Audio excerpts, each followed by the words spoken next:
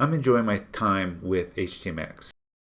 Having the focus on the server with HTML rather than on the client with JavaScript feels simpler and cleaner. The speed of development seems a lot faster. It's a shame you can't build anything complex though with HTMX.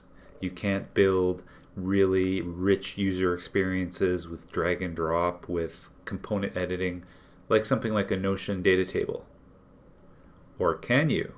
This tutorial took a lot of inspiration from Ethan Neisser's Beth Stack and the tutorials he ran. I learned a lot from him. Recommend it highly to check it out. We will be using the B, the E, and the H. We won't be using torso. We'll be using in-memory database. And this is what we'll be building, a Notion-style data table. I've always liked Notion's UI, and I want to see if I could build something similar with HTMX. We have booleans, we have strings, we have the ability to use a drop-down where we can remove things or add new things. We have the ability to delete rows and duplicate them. We can reorder them. We can add new. We can sort columns, and we can resize columns. While we did sprinkle in some JavaScript and some Hyperscript, most of this functionality is straight HTMX returning HTML from the server. Starting in our terminal, let us create a project folder. We'll call it notion.htmx. We'll get into it, and we will bun init. Project name or package name will keep the same, but we'll change the entry point to main.tsx. And there we are. While we're here, let's add Elisia. Elisia is our HTTP server that we're going to be using. It's really nice and easy to use, and it's TypeScript, so that's all good. Okay, let's get into it. I'm using insiders. And oops. Okay, well, let's take a look at main.tsx to see what we have there. Simple thing. We can run it just for fun. And we see hello via bun. Next, so we got bun working, but we want to use Elisia. So import Elisia, that looks good, and we'll create an app.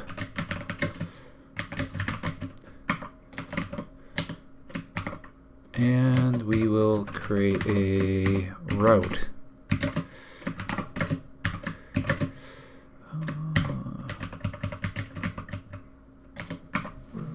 Whoops. World. And now that we have a route, we need somewhere to listen to it. We'll leave it 3030. And let's add a little console.log.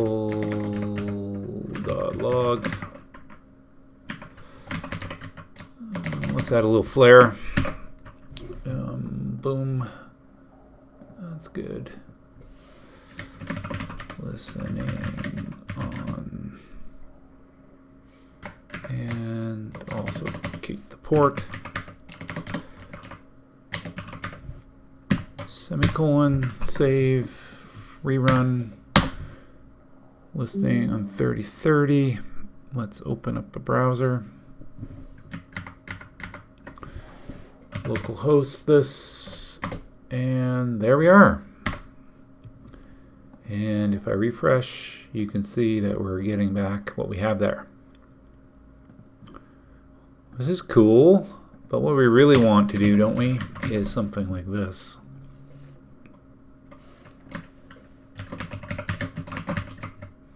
That would be much better if we can do that. And there's two things we need to do to make this happen. Let's try the first one. Is we need to add in the HTTP package for Elisia. So we'll go bun, not hun, bun add ElysiaJS, I think, HTTP. Oops. Not HTTP, HTML. That's what we need to happen here. Elisia is HTTP. We need to serve HTML. That's what I should have said. And let's import it.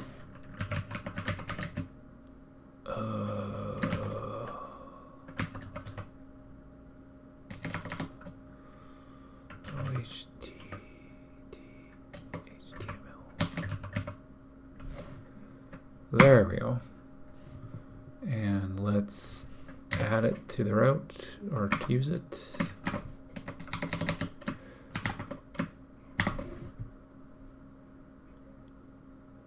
Actually, this should be lowercase, and this should be lowercase. Still, we have these reg squigglies, so I think this is a TypeScript thing. So the first thing, I'm going to remove this JSX. Maybe you can keep it, I'm not sure. I've always removed it. And we're going to add in a couple of more attributes here. Shift, tab, save. And look at that. No red squigglies. And if we run this again, that one. We go back to our, here we are. Look at that, cool. And we got our little div. Well, we're off to the races. Next thing we want to do is some styling. I love Tailwind, and that's what I want to use. So I would like to do something like this, like text blue 500. But if I run this and I restart the thing, refresh, it's not working, of course, because first of all, we don't have any CSS pages here. We don't really have a page for this thing to live in. So we have a little bit of work ahead of us. Let's create a base page here. So I'm just going to do it inline. And we'll call base HTML, sure. I would like it to take children. Let's take any. We'll get some type safety here in a minute. And let's return something like this for now. Save that. And let's wrap our div here in a base HTML.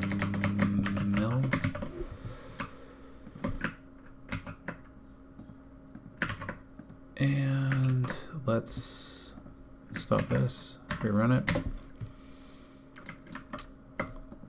refresh, and now we have that working. Okay, let's get rid of the any, because that's not very safe, and I think we can use JSX element. Does that still work? Still likes it. Now, how are we going to get this Tailwind to work? Tailwind likes being pre-processed, so you're only bringing in the classes that you're using. So what we're going to use is UnoCSS. Let's get that installed. The terminal here, let's add it.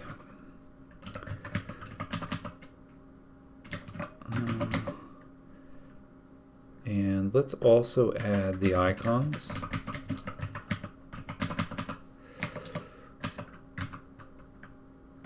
The preset icons. Oops. Let's add the @ symbol. That's better. That's installed. The next thing we need to add is a configuration file. So this is the uno.config.ts. And inside here, I'm going to copy and paste the configuration. Puts in Tailwind, gives us access to the icons, and it shows us where it's going to publish this. So let's create a folder. Source, let's add a new file. Let's just call it test.tsx, and let's export default function test. Sure. And let's get rid of, we don't need class name because we're not doing React, we're doing JSX. And that should work. Let's go back to here. Let's get rid of this. Let's bring in test. Let's bring in test. Let's run it.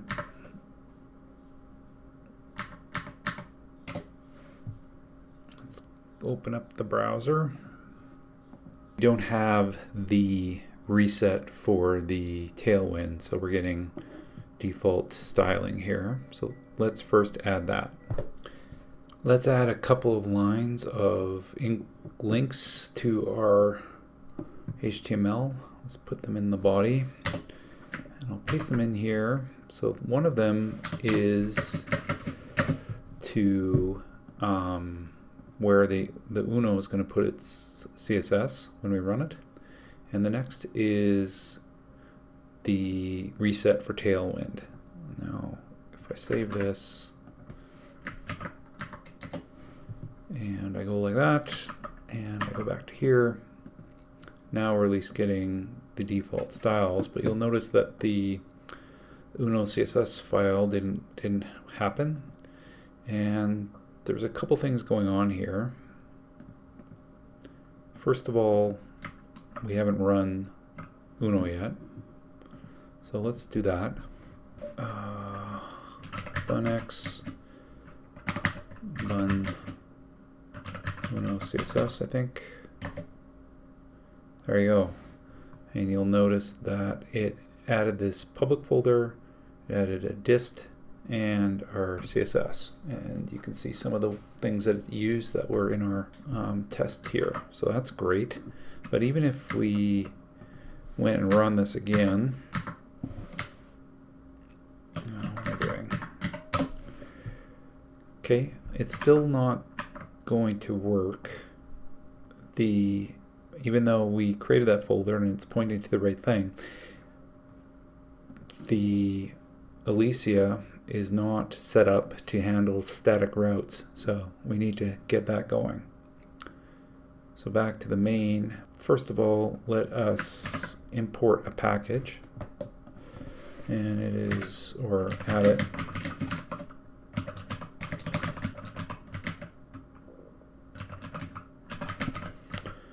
This will allow us to do static, and we need to import it.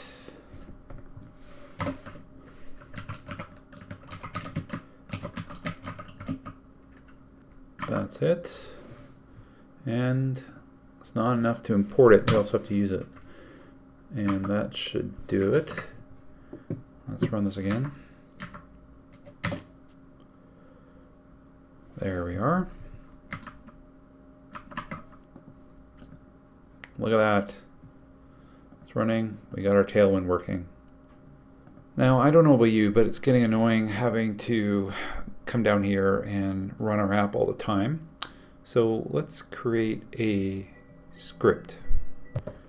Let's go into our package.json and create a scripts.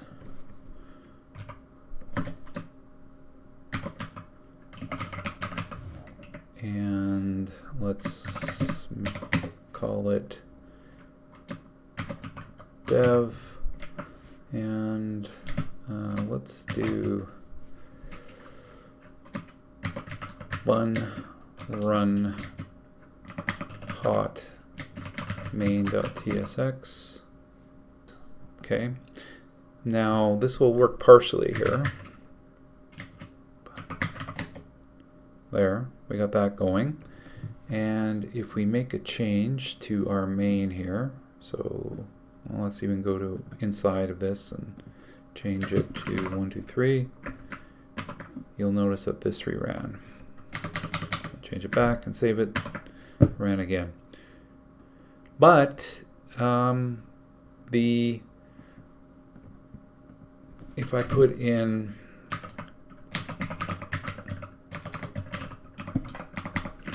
.500, you'll notice that it reran, but we're not getting new styles. Well, what's happening? Well, the UnoCSS also has to run in order to get those styles. So, then we would have to go here and close it, go back up to this one, run it, then go bun dev, go back here and refresh, and now we got the blue, but we don't want to do that either. So we really want to run these two commands. So I found a package called concurrently, and this allows you to add more stuff into here so that we can run two commands concurrently. Let's see if I can find my notes of how to do that. Okay, let's do this. Let's go add some. There we are. Bun add concurrently. There we go. Here, boom, and let's see if this works now. Yes, so you can see that UnoCSS is now in watch mode, and we're also watching for changes. It looks like we're good to go. But test and verify here, and we go back to here and we refresh it, and here we are. Sweet. Alright, let's go back. What I want to do is create a controller to house all our routes that are going to be needed for this data table that we're creating. So let's create a file.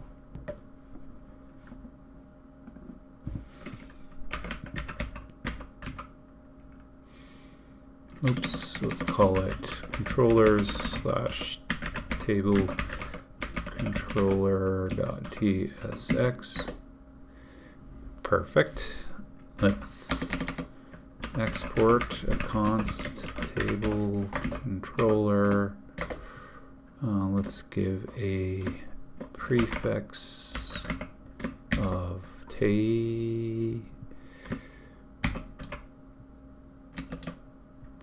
/table, and let's close that up, and let's create a route of, no, let's just return the string for now. There we go. There we go.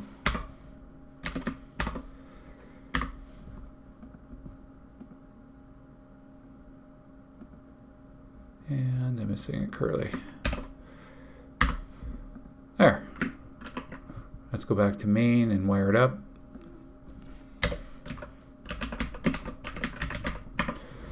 Save that. Let's try it out.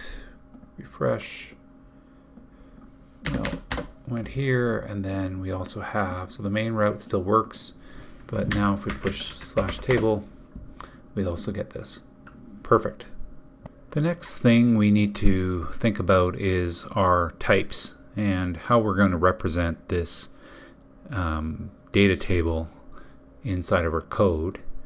So let's start thinking about that. So let's create a folder.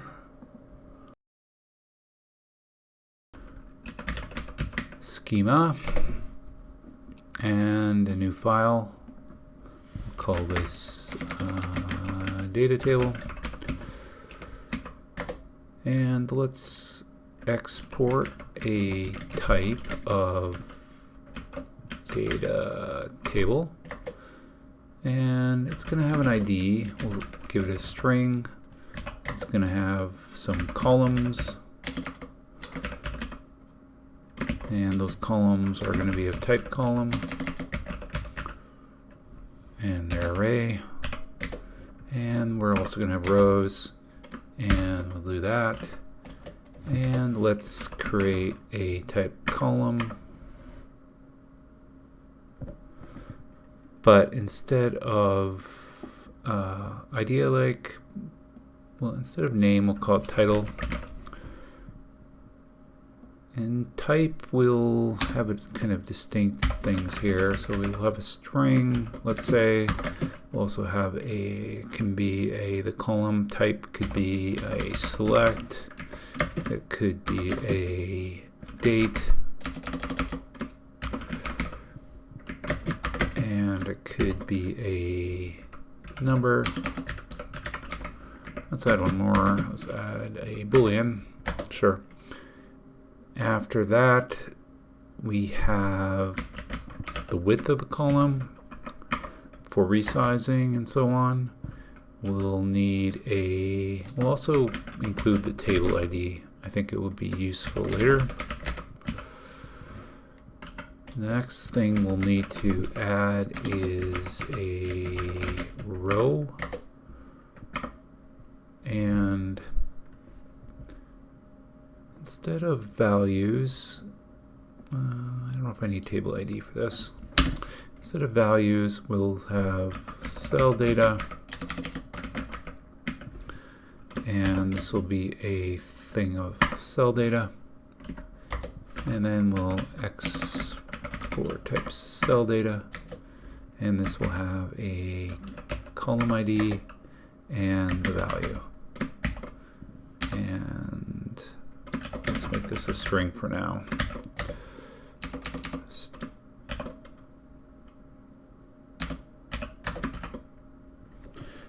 Okay, the next thing, let's create a database, get some information so we can start rendering this stuff. Under source, let's create a folder. We'll call it database. And inside there, we will create a file. We'll call it index.ts. And I'm going to paste in some code here. So inside here is a function that we're going to use just to get some data into the system. We're using a library called Nano, so we should start by including that. Nanoid, probably Nanoid, right? Install Nanoid. Okay, that's installed. And we have some column data. Here's the 4 columns. Here's, I'm using a record to house the cell values temporarily. So this is for this field of done, for the first row it'll be true, for the second row it'll be false, and so on. And for the other columns, we create 6 rows, so that's equal to what we have here. And then we're going to loop over those row IDs that we created, the 6 of them. Take that ID and we'll start creating the rows, and then we'll use the columns to loop through, and for each of the columns we'll use the lookup to find the value for the particular cell for that row, and then we will export it out. Now let's create our database, and to do that, let's go up here, create a variable to house it. That looks okay, and we'll have a function we'll call db, and and it will return some stuff. The first one it will return is a get data table function, and it will use ID. It's got that right. And it will return a data table or undefined, I guess. We're not going to let it do an undefined because we're going to use our generator if it's not there. So let's const db data table equals this. If no db data table, then we're going to get create a table.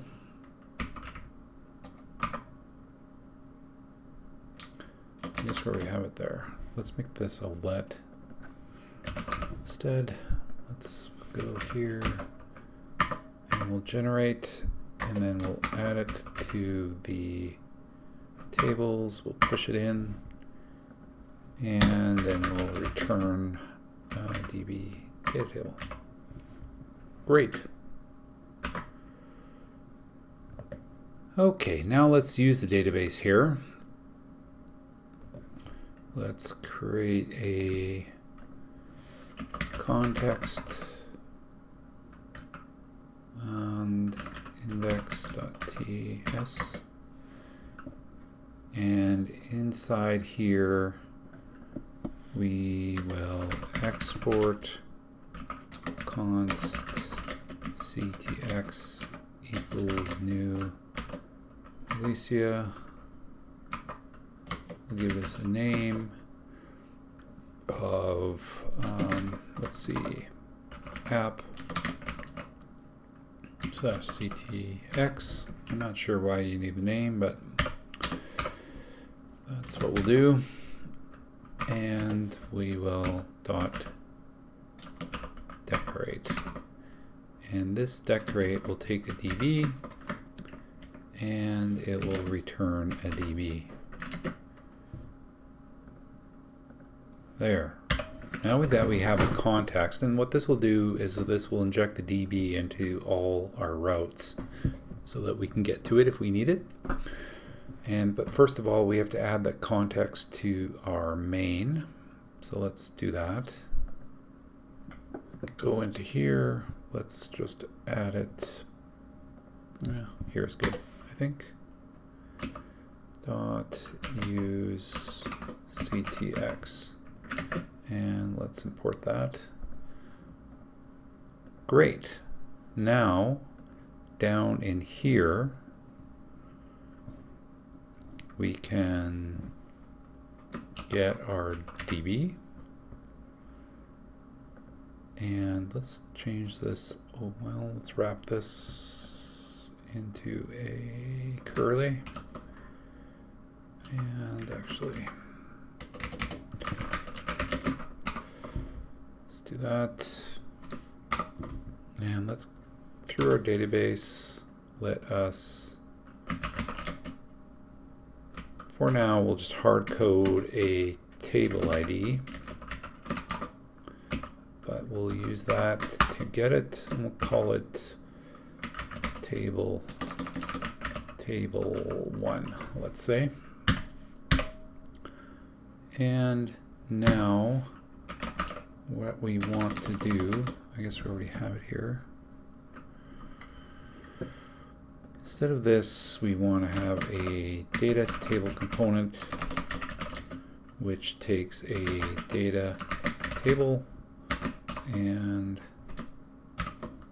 let's do this. Now this doesn't exist, so let's create it, and that will be under components. Let's create a new folder called components. Let's create a new file called data table tsx. Let's move this one into here, and This one, I guess we have to create it first. Export default function data table. And it's going to take a data table, and that is that. I don't know all this stuff for now. Let's add a div. Let's add a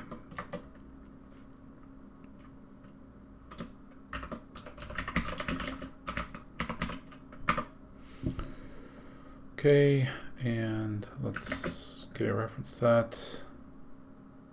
Let's go back to here and include this. Doesn't find it. Why? Data table, data table. Did I export it? That looks fine.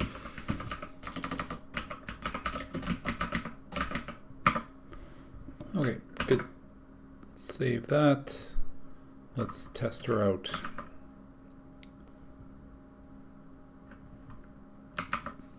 This helps if you start your thing.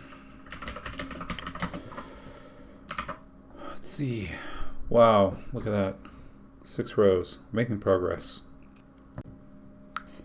Okay, the next thing we should do is to make a nicer background to this, a nice dark color in our base HTML. I do notice here that we have a problem. I'm hoping that if I just restart the type server, that should fix it. Looks like it did. Now in our base HTML, we want to add some classes here just to make it look a little better. We'll add flex, we'll justify things, justify center. We will add pt10, we'll add bg zinc, min height will be at screen,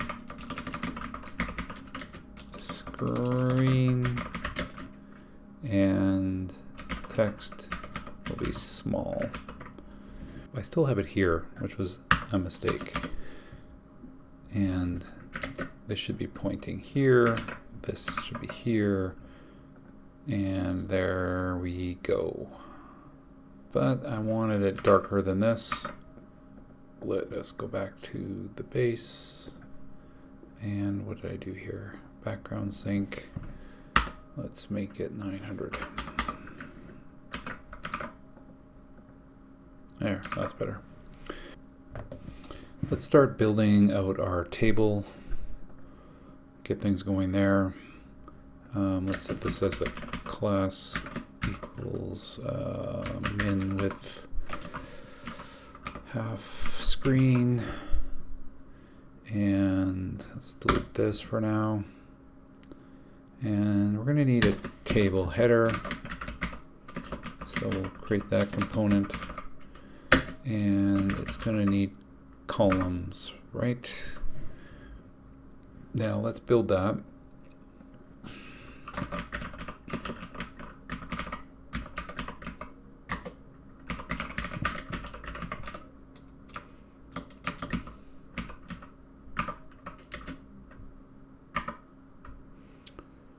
That's not right. This should be... Let's get rid of this. I don't know what we're doing yet. Let's go div and C for now. Let's get the column name. Column dot title. Let's go back to here. Let's bring this in.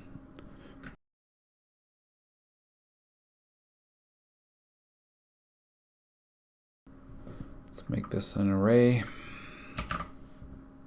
and let's loop over the columns map, sure, div,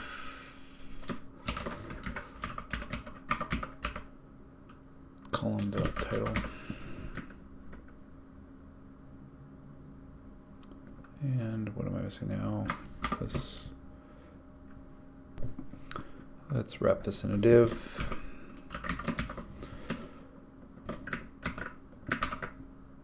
Maybe we're missing one of these. Cool. Go back to data table. This is looking okay. Let's go to our thing and refresh it, and you can see them there. Good, we're making progress.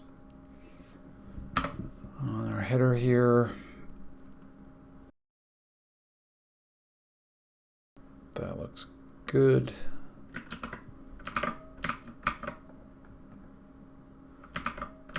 Next thing is we also need to include the width on these ones.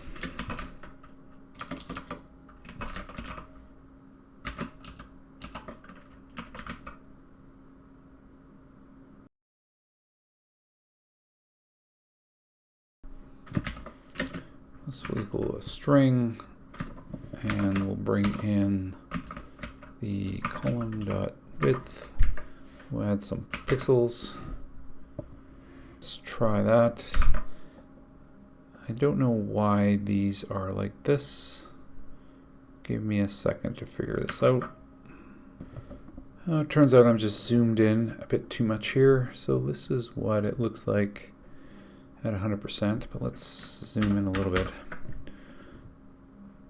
for you looking on your phone. Okay, let's go into here and add some more styling.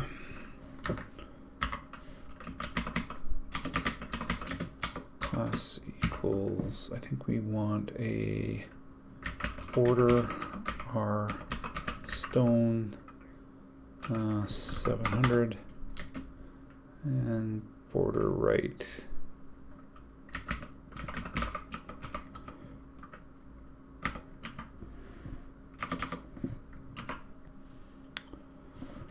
We'll add a px2, and we will make these not selectable.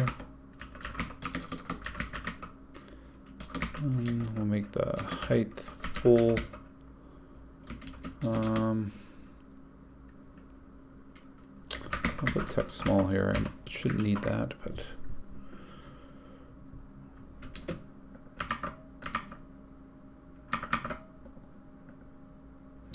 okay, we got a little something going. I think this instead. I didn't need this. I need this.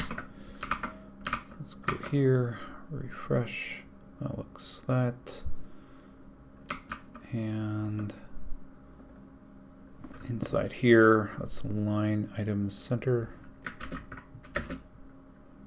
But I think I will need flex for that.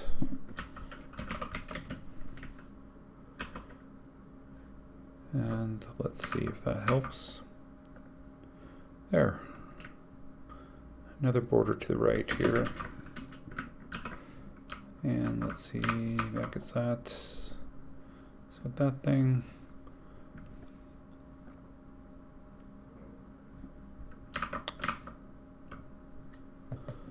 For now, we'll also add it to the left.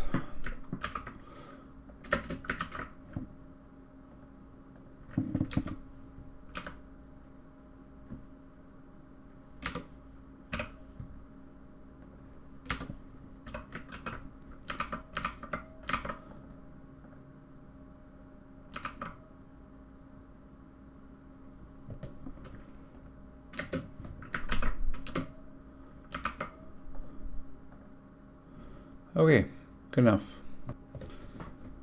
Now let's create our table body.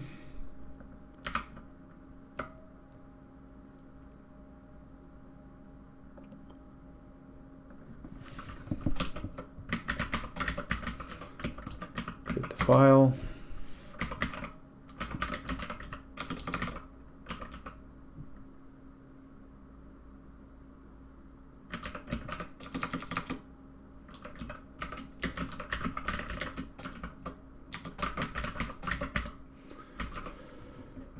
I'm not sure sure what I want here yet.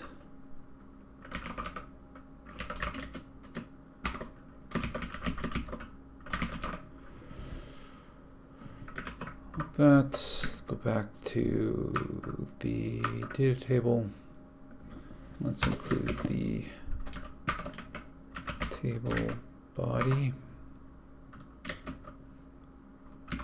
for now.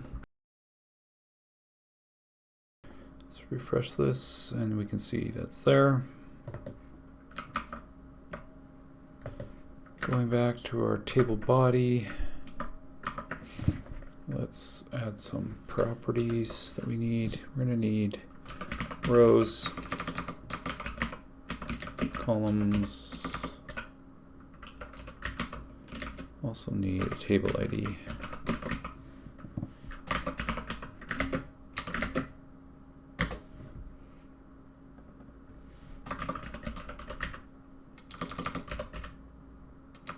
Why do I have so much problem spelling columns? Jeez.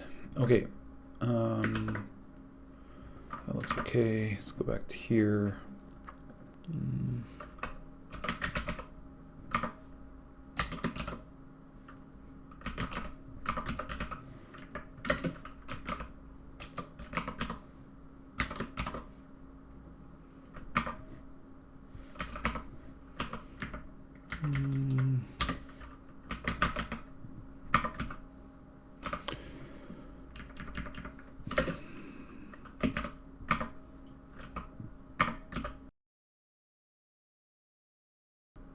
Okay, now inside of here, what we want to do is create table rows, like there. Let's just rows.map, and we'll go table row. And it's probably going to take a row and the columns, and we'll also pass in the table ID. That seems to make sense. Let's create a new file, table row.tsx, export default.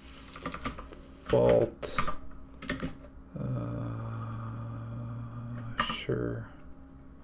I don't want so much. I want to thank myself. Test.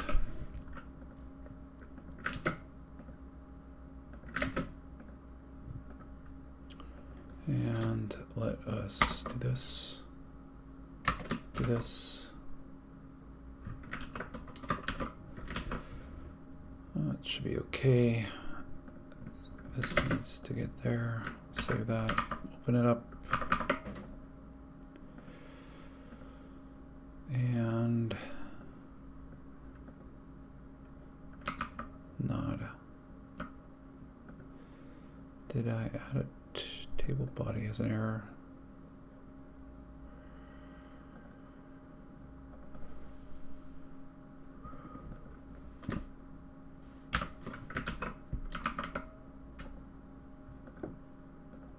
There.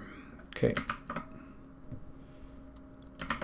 Okay, looking at this, you know, something doesn't look right. Let's take a look at what we're building.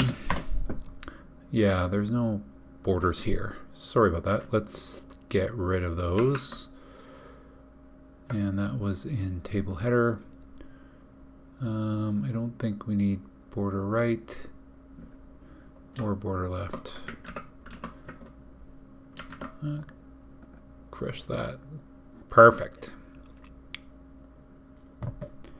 All right, getting back to this, the next thing we need to do is create a cell.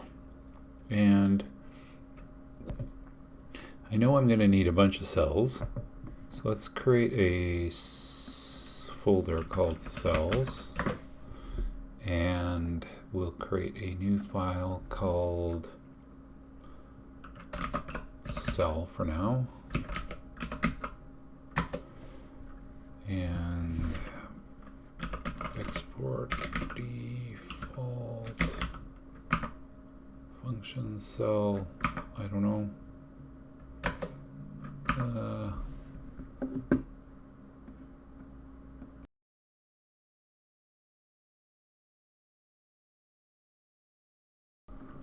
And I don't know if I need all this stuff either, but actually this kind of makes sense, so we'll leave that. Cell data, do I need that? I don't know. We'll stat it. And going back to table row, let us, this looks okay. Curly. We're going to need to get our cell data. And sure. And no.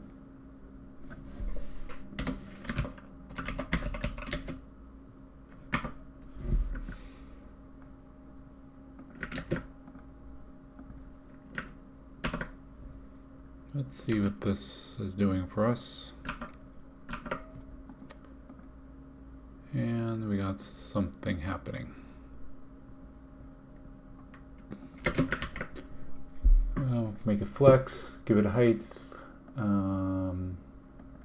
give it the text underneath it a color, make it relative. We're going to add the ID and a data attribute.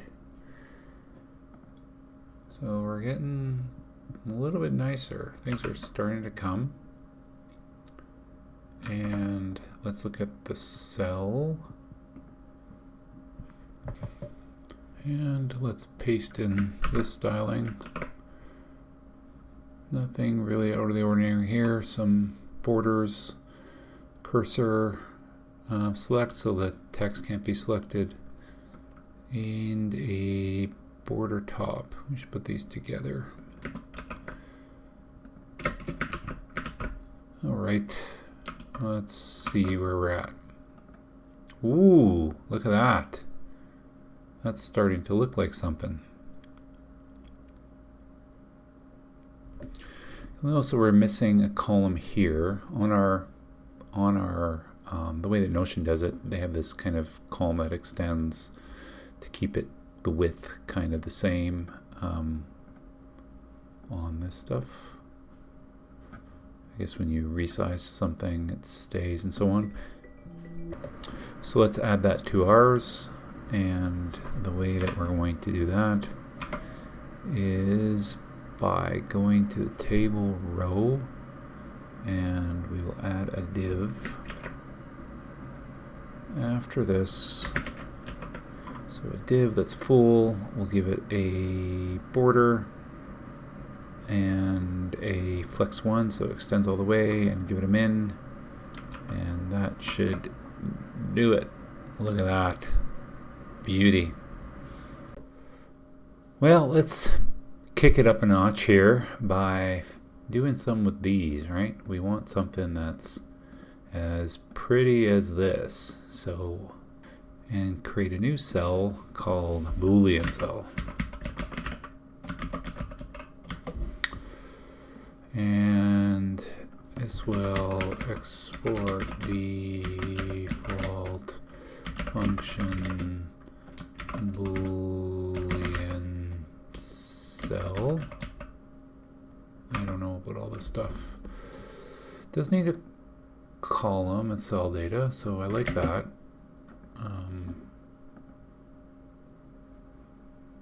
Oops, helps if I put an extension on the stuff. .tsx,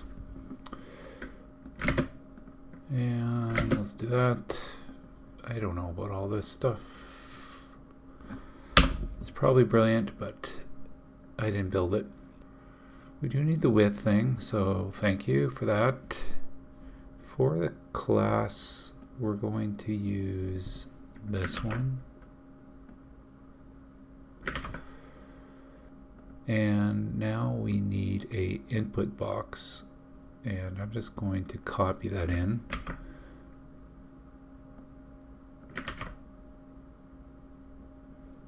And actually, this is wrong. I don't need cell data here. I want whether it's checked or not. And that'll be a boolean. And let's do this to checked. Sweet. Now let's go back to our cell, And we're going to check if it's a boolean type, and if it is, so if the column type is boolean and we want to return a boolean cell, that's probably okay. Yep, I like it. Let's see what that built us. Whoa, come on. That is pretty good. I think it's time we got into some HTMX. You've been waiting here long enough. When you click on this thing, you'll notice that we have no network activity. And if I refresh this, it just goes back to what it was. So that ain't going to work. Going back to our project and to our base HTML, we have to import some HTMX scripts. And we'll just put that right in here. So I'm importing both HTMX and Hyperscript. I used Hyperscript in this project. You don't have to. You can use JavaScript, but it's kind of cool. It's pretty concise and easy to read, so I kind of like it. So, and it's different. So now we have HTMX. What do we do with it? Well, first of all, we're going to have to go to our, let's work on the Boolean cell. And what do we want to happen here? With the Boolean cell, we want it to update itself when it is clicked. So we're going to need some HTMX syntax here. So the first thing is, what do we want to happen? Well, I would suggest, since this is updating a partial, we should make this a patch. We will have a route. Now the route, it's going to be into slash table slash column table ID. I like that. Row ID, but I get it from, oh, I'm not getting row ID from here. So we're going to have to add row ID. And that's going to be a string. Let's get rid of this. Actually, we don't need a lot of the stuff. We're not going to have this. We're not going to have this. That looks good. And we need another one of these, another one of these. Is that right? Oh, this is screwed up. There we go. That cleaned it up. And let's just see what happens here.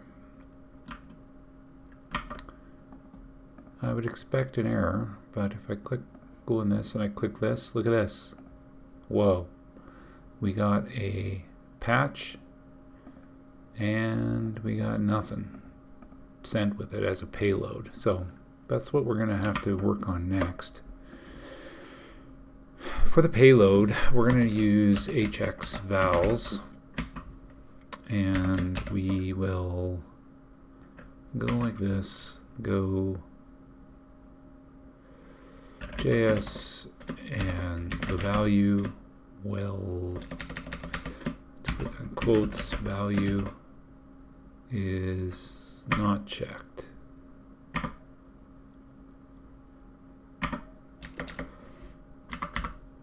Oops. Save that. Let's go back to here. Let's see what happens when we click. What I'm hoping to happen is that we have a payload with the value. And if we use this one and we go to payload, we get the false. Perfect. The last thing we want to add here is that we want it to, let's see here. We want it to replace the outer X, or we want to swap the outer HTML. So normally with HTMX I would just inject it and replace what this is, but I would like it to do the whole outer. Now we have that going. We have an error, we have a problem. Oh, this boolean, it needs a row ID, and this row ID. Well, this cell should also get row ID, I guess.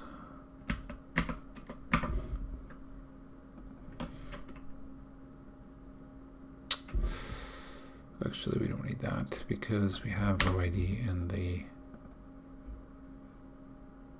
column. Oh, no, we don't have row ID. We have table ID.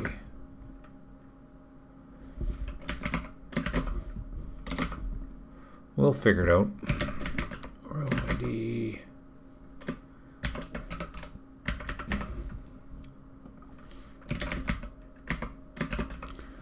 That means going up the chain in the row, we're going to need row ID, and that equals row.id. Simple.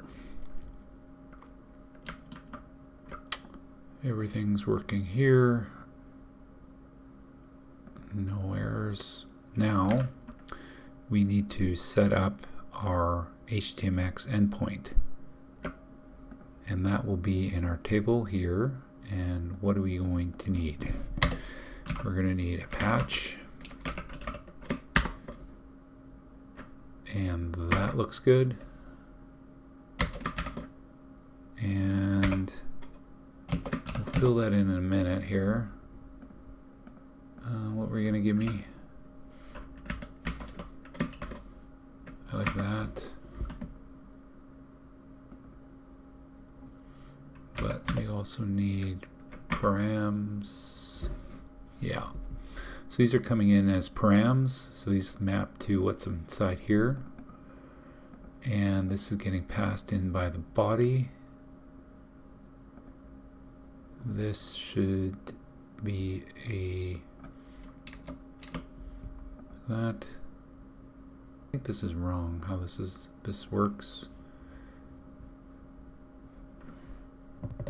Yeah, pilot led me astray, so this should be okay. This should be t.object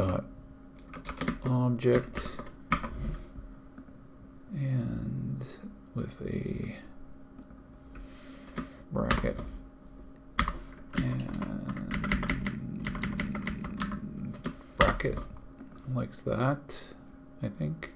But this should be t dot nullable. Writing is nullable because we're going to be using this for ones that could possibly be null, and put, but instead of a boolean, we're going to return, it returns a string. Params is kind of the same thing.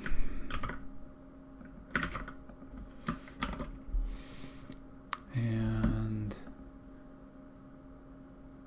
I think these are all t.string.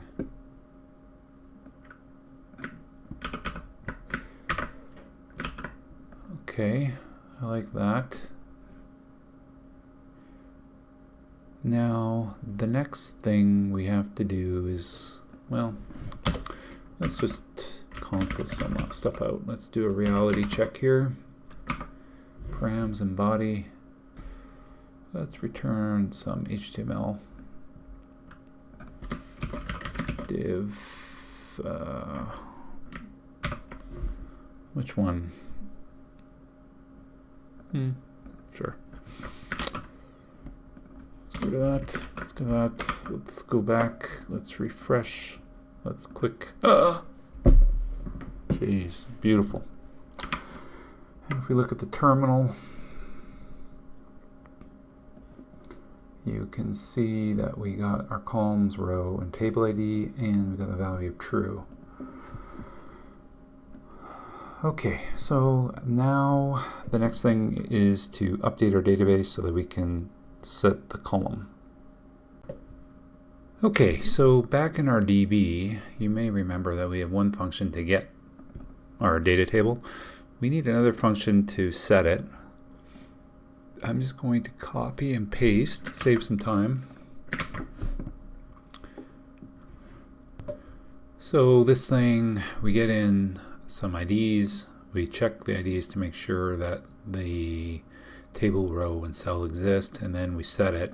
I think I did make a mistake on this value here because it can be nullable. Hopefully that doesn't screw up a lot of other things, but it seems like we're okay. Now going back to our table controller, I think make sure you have this added. I might have added this off screen, so if you don't have this, so we need to add our context, and by doing that we can get our DB here. Make sure you got that, and db dot set. Am I losing my head here? Set cells, set db dot set cell data, something like that. But I guess the first thing that we should do is we need to do a check here, and I'm going to paste it in, and this will be like this, and this is a little bit, we want to make sure that it's getting something back, or else we're going to return null. This is the bad part. I have to figure out how to get around it. It's probably have to do some more looking into Elisia, but the null values come back as a string, or at least they think they're string. So this is definitely what we don't want, because if someone types null in a text box, we'll treat it like a null, which is not the behavior we want. But for this audience, it will have to do. And I think this one, it's a method, so we need to do something like that. Cool. Now we're setting the value. Now let us get back. We need the column. So what we're going to do is we're going to use the get table data, find the column, and get it back, because we need that. And the reason we need it back is what we're going to be returning here is the cell, and we need a row ID, we need a column, we need cell data. We already have the column ID here. Do we really need it again? And what is this problem? Okay, and if no column, sure.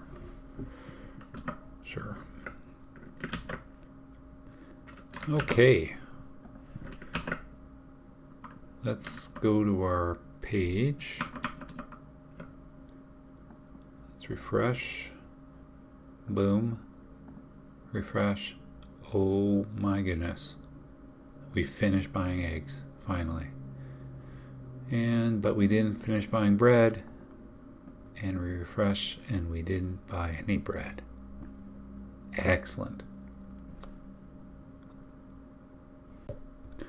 Okay, this is looking really good, but we're missing a line here. So let's fix that.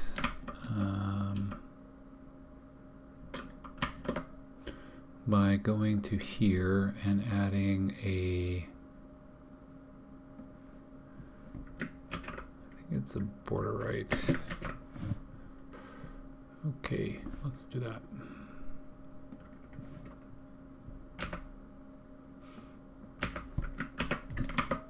And here, beautiful. Okay, the next thing I would like to do is when you click on these things, you can't see it because it's so quick. And this is actually, if we look at the network here, just an aside, This is not local. This is being served. We're getting 0.4, 40 milliseconds. Now, this is a memory database, but still, it is quick. It's so quick that we don't see an indicator unless we throttle here. So let's do a little bit of throttling, and you'll see click. You'll see this little blue thing, click, that thing. So we want to do something like that over here when we click on it so that we can see that something's going on. How do we do that? Well, my friend HX indicator is to the rescue.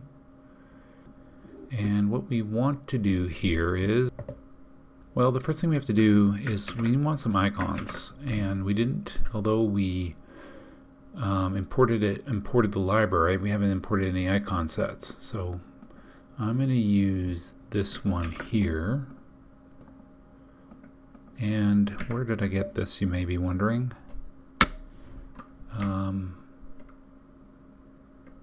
There we go. We got the icon set in, but yeah, there's tons of different icon sets that UnoCSS supports. So like maybe 100 different icon sets or something. So I just picked this one, material design, and what this allows us to do is drop into our boolean cell right below here. We're going to have you see this MDI loading. That allows us, having this class, it will go and pick out that icon and put it in. Anyway, this work. Let's go back to our thing and let's see what happened here.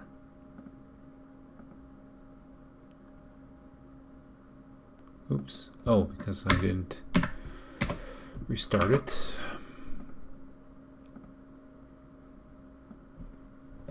Let's turn on throttling. Still not.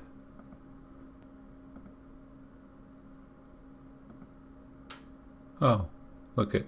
It's all the way over there. That's not where you're supposed to be. I think I have to add a relative tag. Here, put in relative.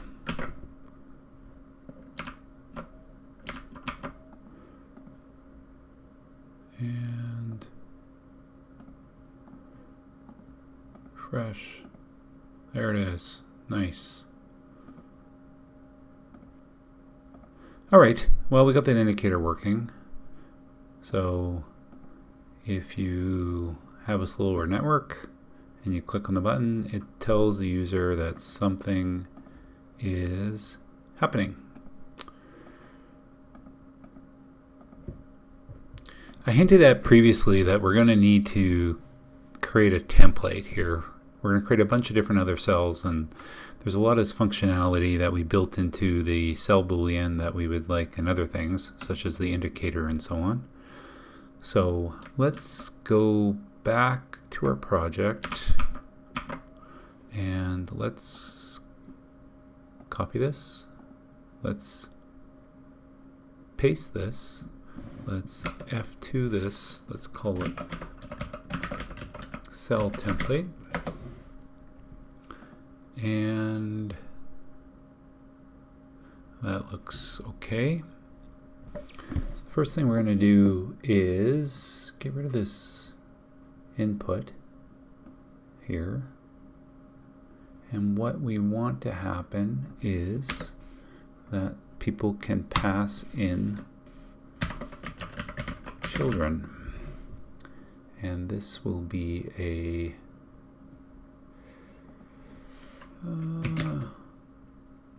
child, children, and then we'll make this a JSX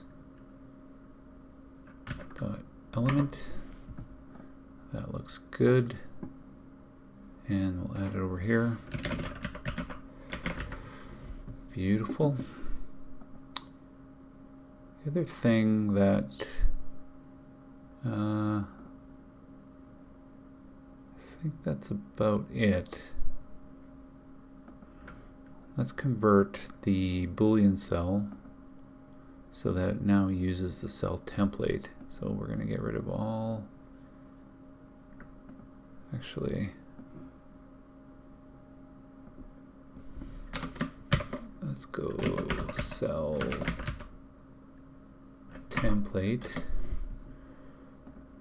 and it's going to need all this type of stuff, but it's going to have a cell template.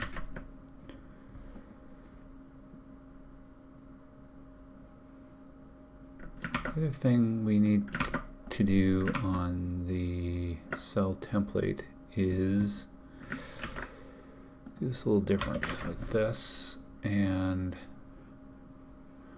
let's get back just props,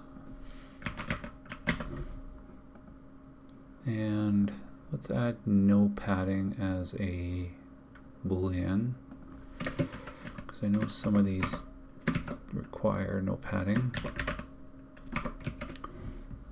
So it looks good, and then we get these attributes here, and first of all, let's get rid of all this swapping stuff because that gets passed in, and we're going to add in the attributes like this.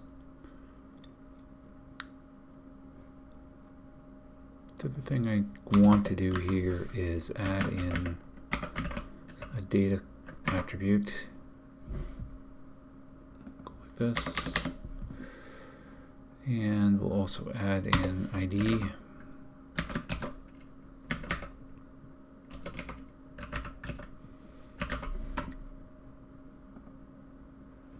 And no, that's not.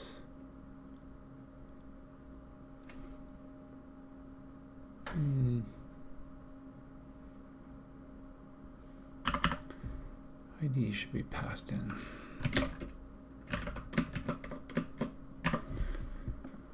Something like that. And have it over here.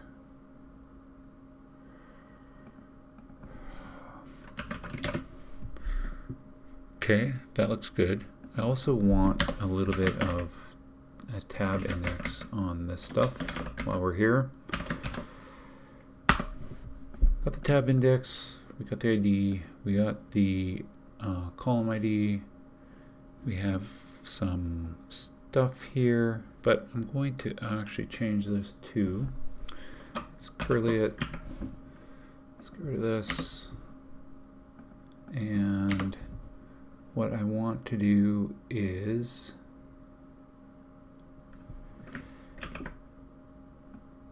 something like this. So if we have no padding, then we're going to add a blank. If we do, then we're going to add the px2.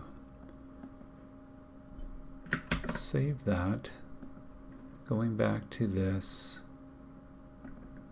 cell template.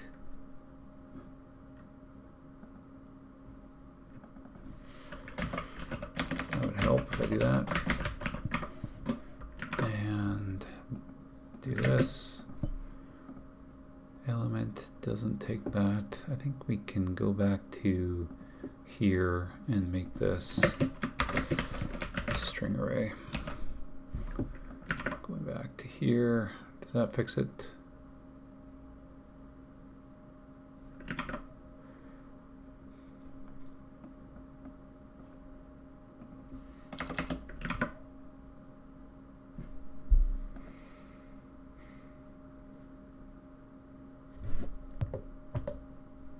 Oh yeah, we have the indicator on the other side, so we don't need this. That looks better, and we also don't need the style here because that is also in our template. If we remember, we have style here. So let's save that. Little refactoring, and look at that, we even got the padding nicer now. So this is looking really good. So boolean, yep. The other thing that we can we got checked. Oh, we don't need this. Did I leave checked? I did leave checked. Let's get rid of that. We don't need that. All right. Now let's see if this works. Still.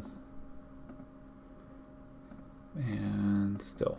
Good. Okay, so now we have a template, so it'll make it easier for us to build out some of this other stuff without having to have a bunch of other styles. I think one thing I want to do is add a tab index equal to -1 on this. That way, you see how these these ones are also tabbable. I would prefer it's just the outer thing, and that is looking pretty good. The other thing that we can do is when someone is over this, it'd be cool if they can press enter and it would change the value. Let's see how we can do that.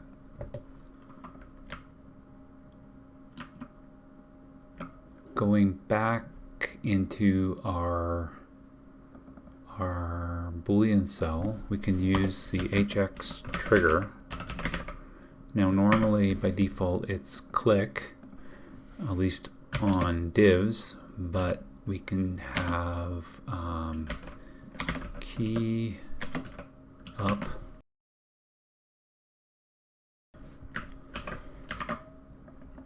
Let's see. It's nice. Tab here, and space, tab, space, tab, space. Cool. Okay, so we did the boolean. This is looking quite good. Now, the difference between the boolean and the string type is the string has 2 states, while the boolean only has 1 state. What I mean is, like, this will have an edit state where it's an input box, while this is always an input box. It's always a check box. So we need another cell, and we're going to go here,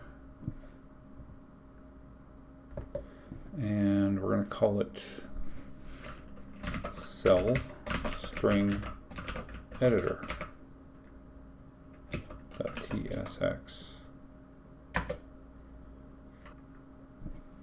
Let's just create something quick here. What we should do is something else before we do this, but I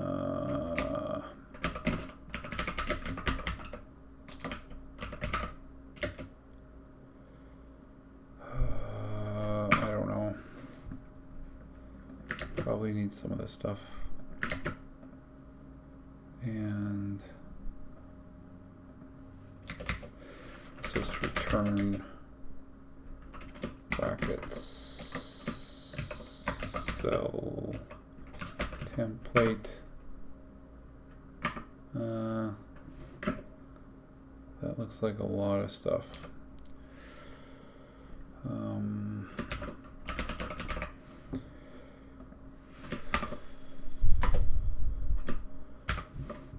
Let's get rid of all this stuff, which we don't need right now.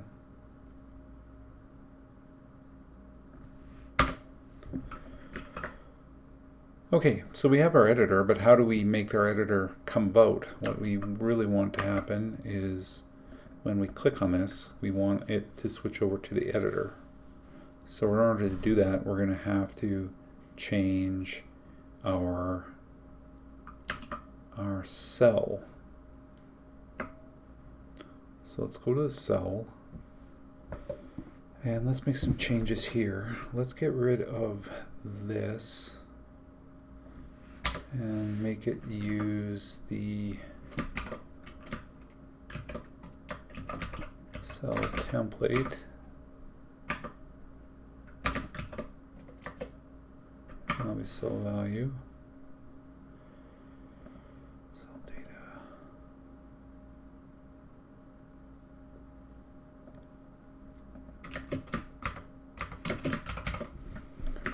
Something like that.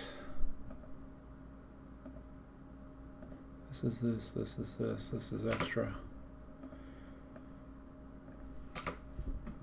Okay, I'm hoping that if I go back to here, this looks the same. It does, that's nice. So these are now all using the template. And what do we want to happen on the template? Well, we want to do a HTMX magic where we're going to call and get the editor. So how do we do that? Go here and we go hx. In this case we'll use get, and because we're just getting editor, we're not changing anything. I kind of like this. We got a table ID,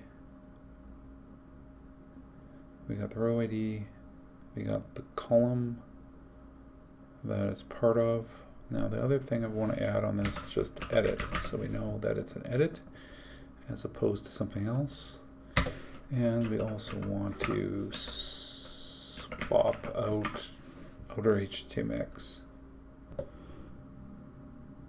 We'll swap that out. Okay, now let us, well, we can try it out, I guess. Oops. Going back to here, what should happen is when I click on this, we get a edit, which is nice. So it's time to add another route here. Instead of me writing it out, I'm going to paste it and walk you through it. So we got our three props here, that again, our parameters that will get passed in. We have our DB. Through our DB, we're getting back the table, and then we're finding the column based on the column ID. We're also getting the row. We're also getting the value, and we are dumping the value over into our cell strings editor. Off camera I might have edited this, so take a quick look. So we're passing in value, which is a string. We're pasting it here. Let's make this a little more fun. You have to make fun in your life, or else, how about like some leaves with a little bit of soap, whatever that means. Maybe that is offensive. If it is, I apologize. Leafy soap. Let's go to our thing. Let's try it out. Do we get a pop? Look at that. Well, no. Well, oh, here we are. I pressed on the wrong thing. So let's try it again. Boom. Visit mom. Give her leafy soap. Is that offensive? I don't know. Buy some eggs. Leafy soap. Awesome. So that works well. Now we have to work on our string editor so that it can actually edit the string. So back in our editor, let's go to string editor. We're over here. And what do we want to do? Okay, what we're going to do is paste in some code. When I was smarter, we'll get rid of the offensive leafy soap. Here we go. This is value. Okay, so we have an input box, and its name is, oh, by the way, I want to add no padding here so that there's no padding in our template, because I don't need this. Just do this. Got our input. Give it an ID, give it a value, or give it a name value, give it a type, set the value, autofocus, so when they click on it and it appears, it automatically gets in focus. This here I will take off just so I can show you what it does without it. What are we doing? Well, we got a patch, and we're we're calling our patch method again. So the same one that we used for the boolean we could reuse, which is sweet. Here we have outer HTML, and we're going to do it on blur or also on enter. And we're going to replace the outer div of this one. So this would be the outer div here when the cell template, and a little bit of style for fanciness. Let's save this and let's see if life is good. Here we are. Oh, life is good. Look at that. Click off. Oh, no error. Workout. How are we going to work out, boys and girls? We're going to work out hard. Yeah. And let's refresh, and we're still going to work out hard. So this is working well. Now that little bit of code, you can see when I click in here, it goes to the front of the string. The front of the cursor goes, the focus is in the front, but this little thing here is going to let me, according to ChatGPT, hit the end of the range. So let's see that. Oops, refresh. There we are. There we are. There we are. There we are.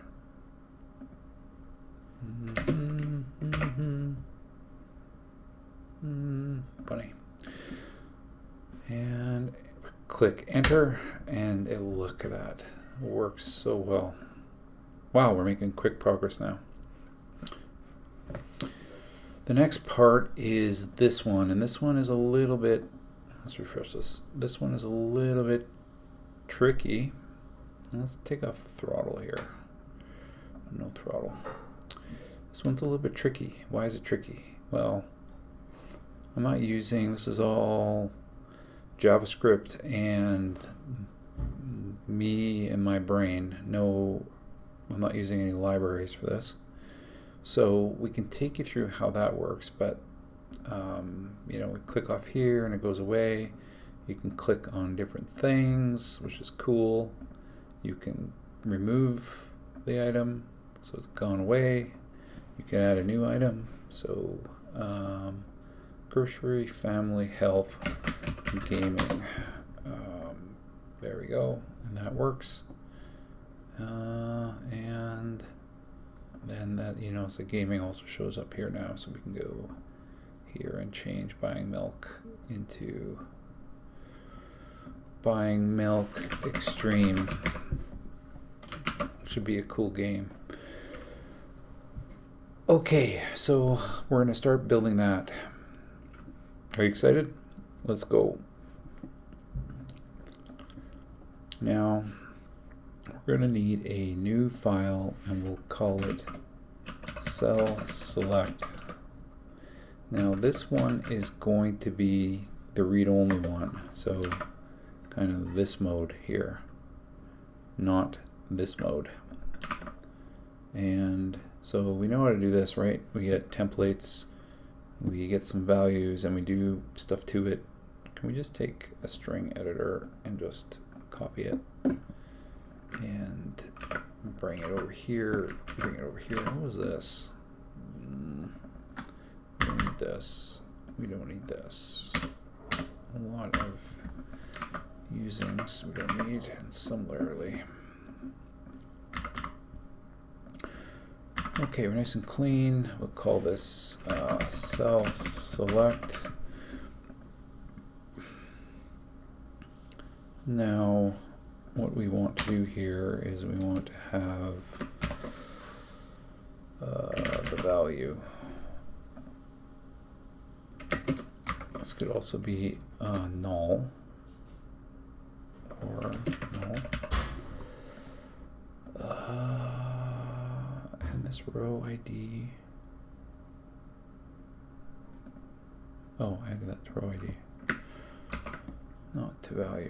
Okay, so that looks like that. Or for now, let's do this. And let's wrap it in div. I should just add a string to that. But whatever. This is all good. There we go. Let's add something here.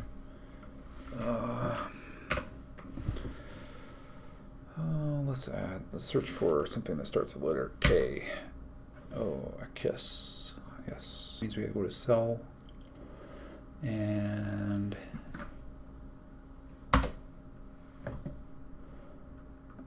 here we'll do is if column equals select, let's return it.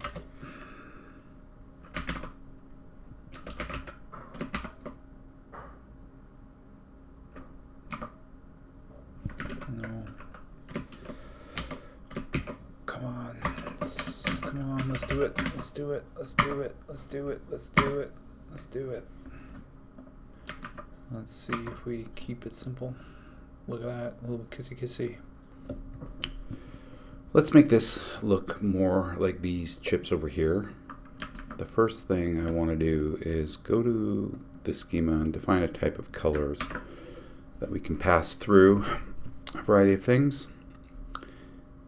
After doing that, let us go into components and create a new file called chip.tsx, and we'll export default function chip, and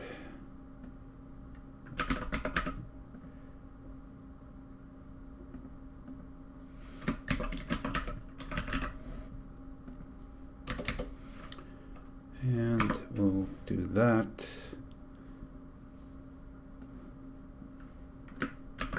And I'll paste in a little bit of code for the class names. Let's get rid of this for now.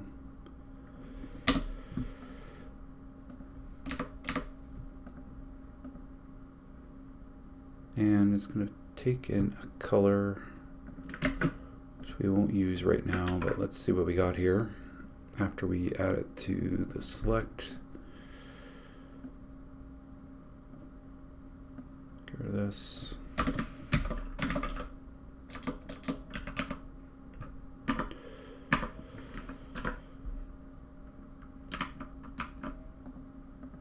Beauty. Now to do the color, what we're going to do is go back to the chip, and we're going to paste in some code to make our lives a bit easier. This is a dictionary of the different colors and the kind of different styles that are needed. For now, this dictionary has, besides the default, it has hover and an icon that we'll get into in a bit. But for now, let's just do this. We'll just do this. So color classes, I don't know if I need this. Do I need this?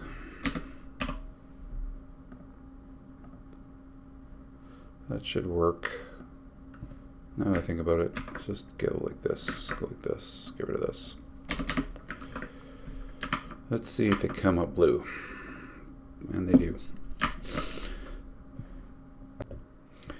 Okay, now let's add the color to the data type by going here to the column. We're going to add a field called options, question mark, and it's going to be a text, and that's a string, and a color, which is a color just like that. Next, let's go to our database, and we're going to add those options to the columns. So somewhere like here for, and these would be only for the select, right? Because we have different select options. And let's do text, grocery, yellow, family, green, health, and those should align to grocery or family, health. right here, yeah. Grocery, family health, perfect. That's for project, that's for project. Now for status, we have today, today, today, and tomorrow. That should be easy to do. Today and tomorrow, great.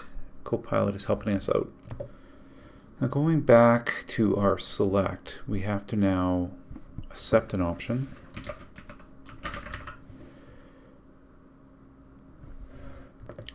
We can get rid of value because the text of the option will be the value.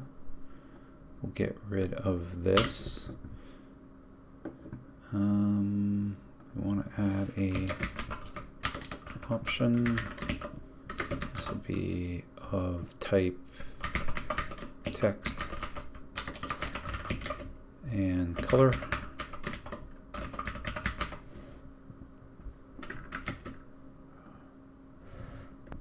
And down here, we'll change this to take option dot color and option dot text for the value. Let's go back to this cell. We'll get rid of this value. We'll add option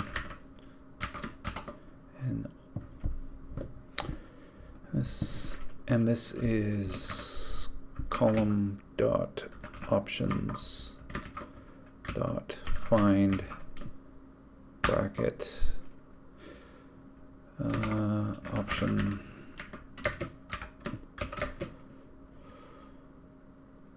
option dot text equals cell data dot value.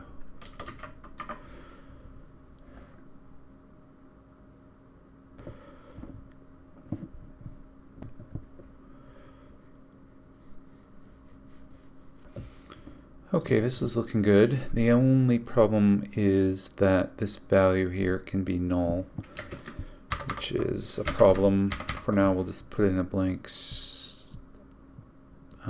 string. I was hoping that would be the problem. What else is the problem here? Actually, what am I doing? This, I don't know, this should be gray.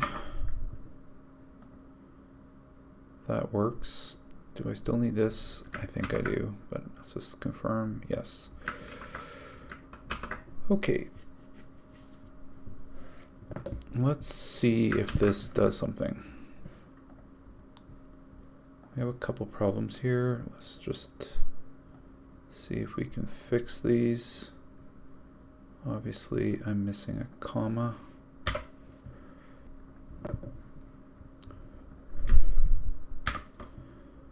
So that look better.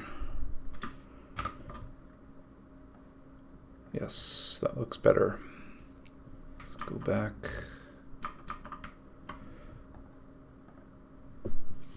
Still all blue.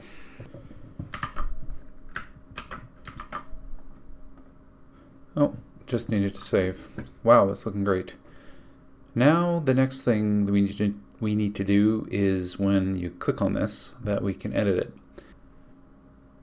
So let's start off with, I guess we can start off here and getting the HTMX going.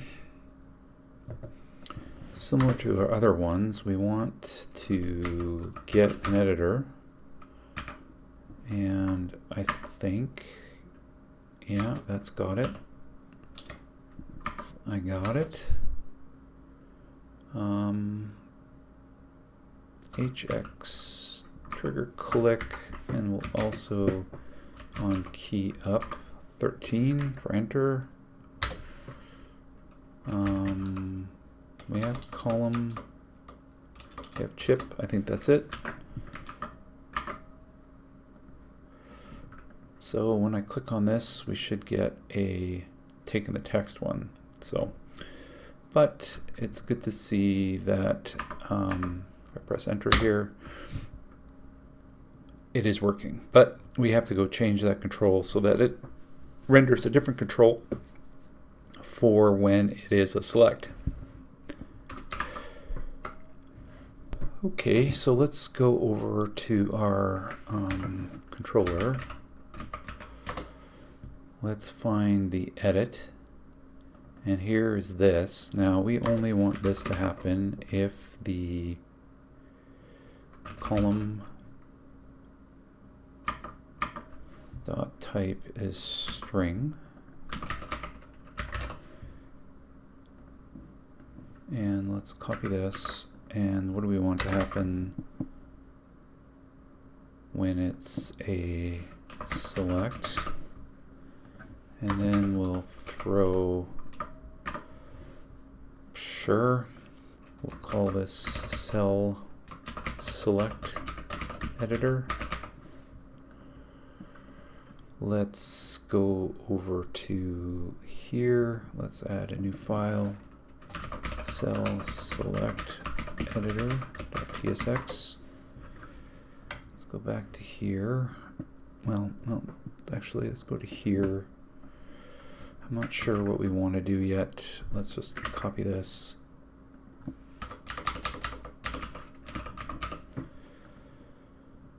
And let's delete this for now and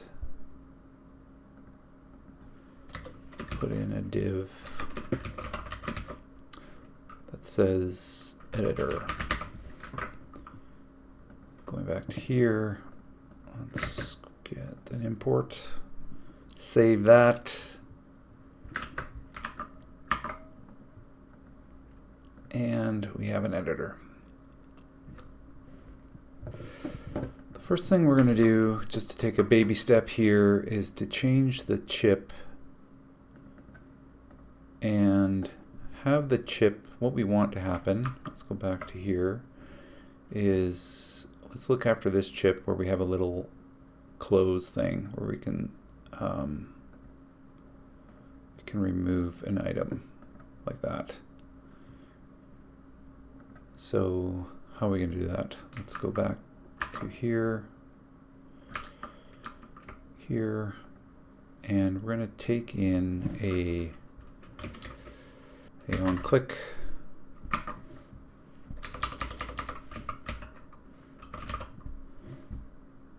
and now this will be, instead of a method, since we're using JavaScript here, it's just going to be a string. And what are we going to do here?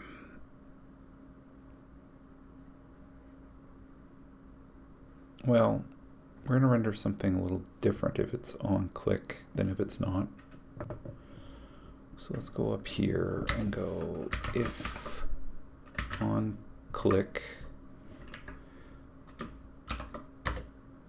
and we will return.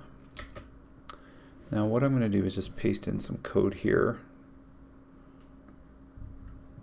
to save some time. And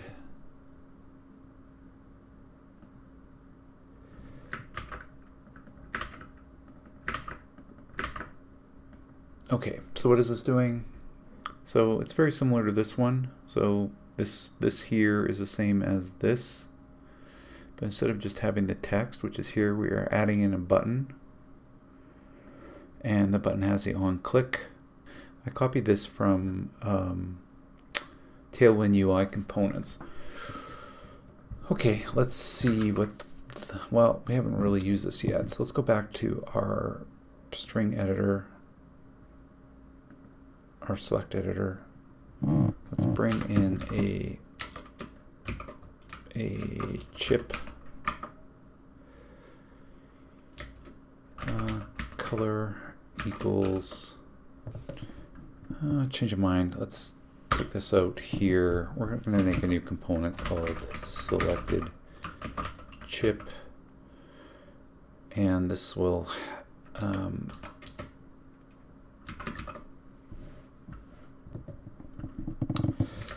take a row ID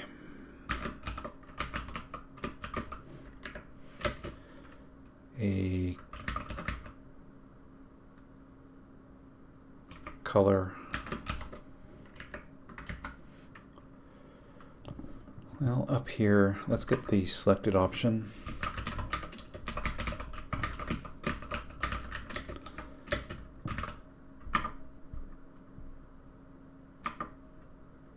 Sure.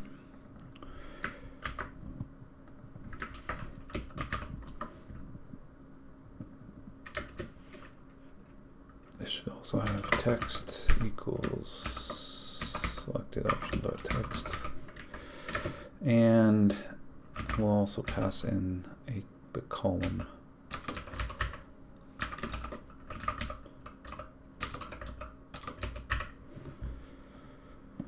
Now let's create it.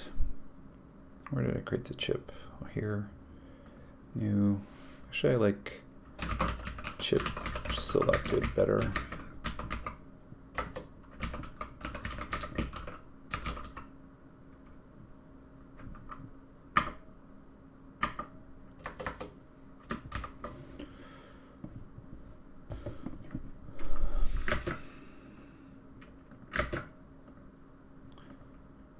Now,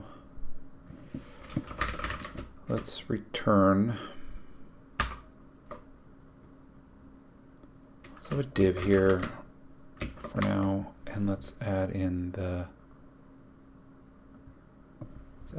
chip. Let's go back here to chip selected.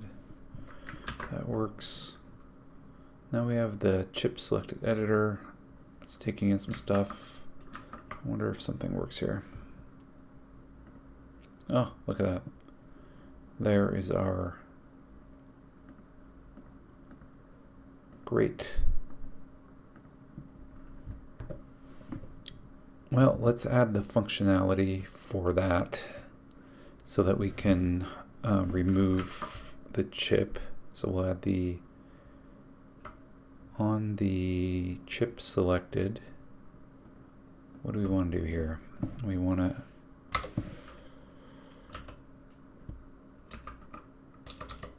hx delete.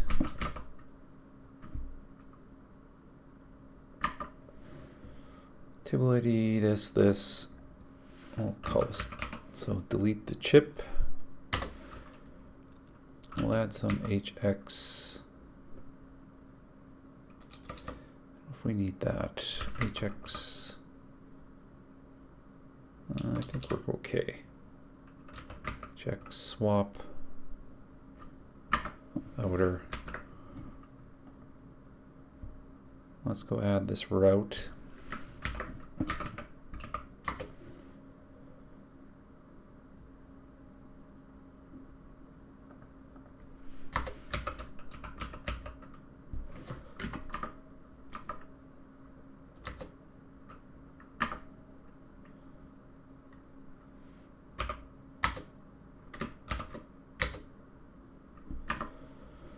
That's looking pretty good. Let's go for this. Now, set cell data.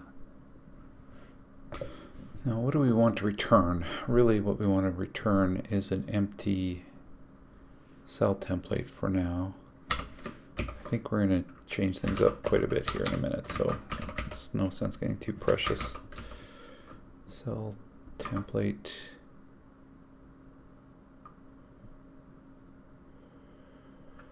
Before we do that, let's get the column.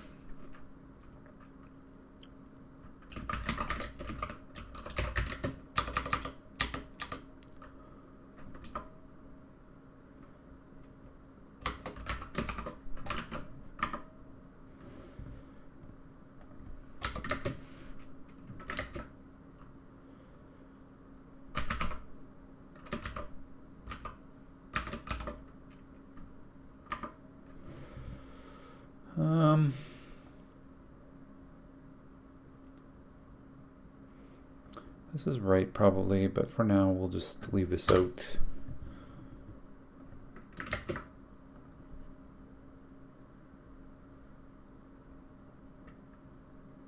We have column, row ID. I guess we need some children here.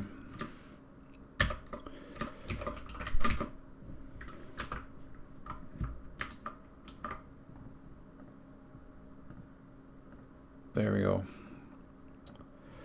Very nice. Okay, we're making progress, but let's go make some changes. One thing I'm going to change is I'm going to remove this HTMX here, and I'm going to place it inside of this component. Going back to here, what I want to do, let's just remove this for now. And we're going to add a div here. Okay, and give it a class of h full with full and relative. So that will just surround that inner box of the cell template.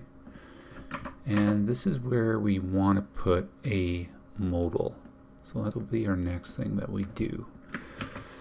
So this is the modal backstop, and copied this in. Let's just take this away for now. Let's add this a background color so you can see it. And let's go back to our thing here. When we go inside here, you see that we have this thing that covers the whole screen. And what we want to happen is when we click on it, we want to re-get the cell. So it's a way of just canceling. And the target on this is open select, which we don't have, and we'll just add it to here as an ID.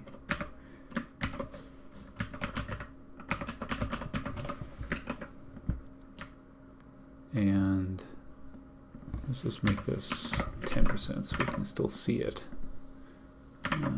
Let's make this 80%, 90%. Oh, it helps if I click. Okay, so you can kind of see the stuff there, and clicking off.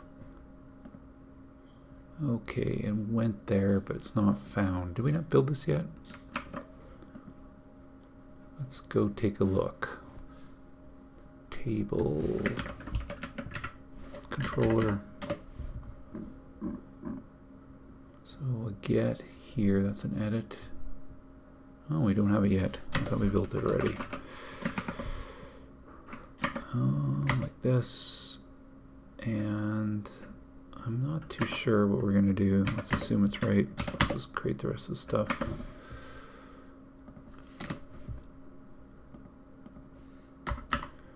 Okay, so seems to me that this should work. So what we really want to do is we want to, when they click off on here, we want to replace all the editor with whatever should be the read-only on the cell. And so I think this should work. Let's try. Open it up, click. Open it up, click. Exactly. The background here.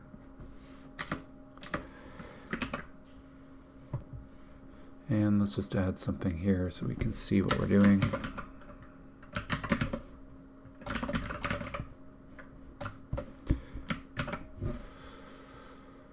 Some bubbles.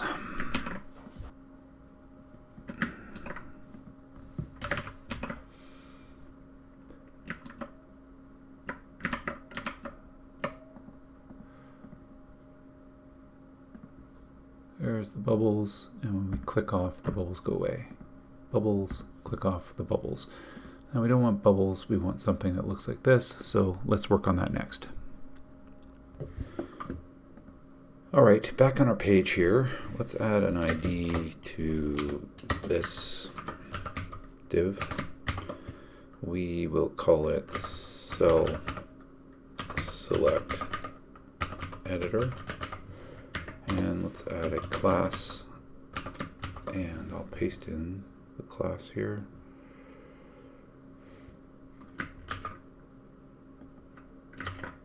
So absolute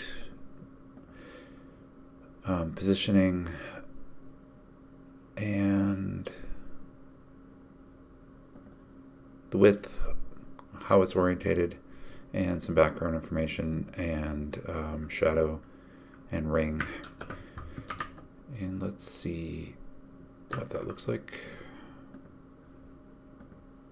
There it is. Now, next thing I'm going to do is create a new class called chip editor.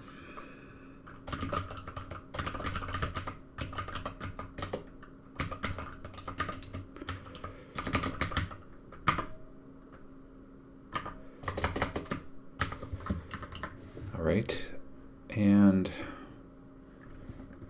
we can first of all take what we did here and paste that in. Let's wrap it in a div. We'll give it an ID equal to chip editor.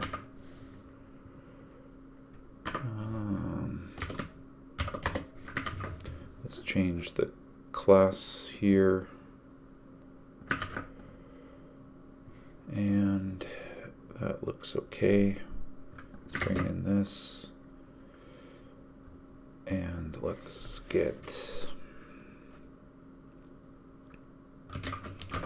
add text here and a column. We have column. We don't have a color.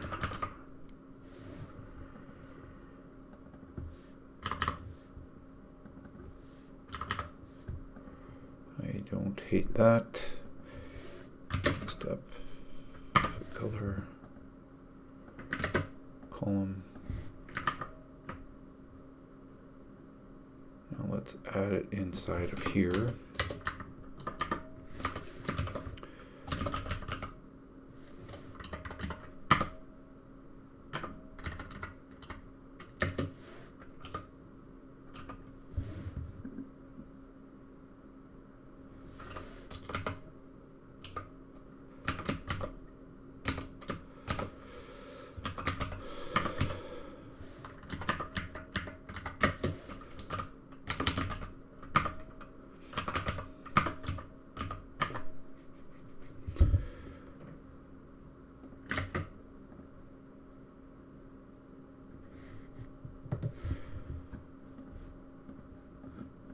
And it would be helpful if I actually did this correctly.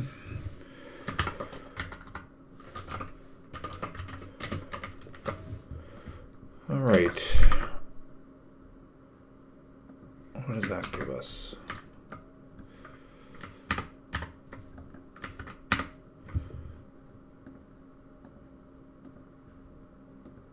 There it is. Okay, that's looking a lot better. The next thing we want to focus on is, let's refresh this, is the input box here, so that they can type out whatever they want, or they can go back and delete.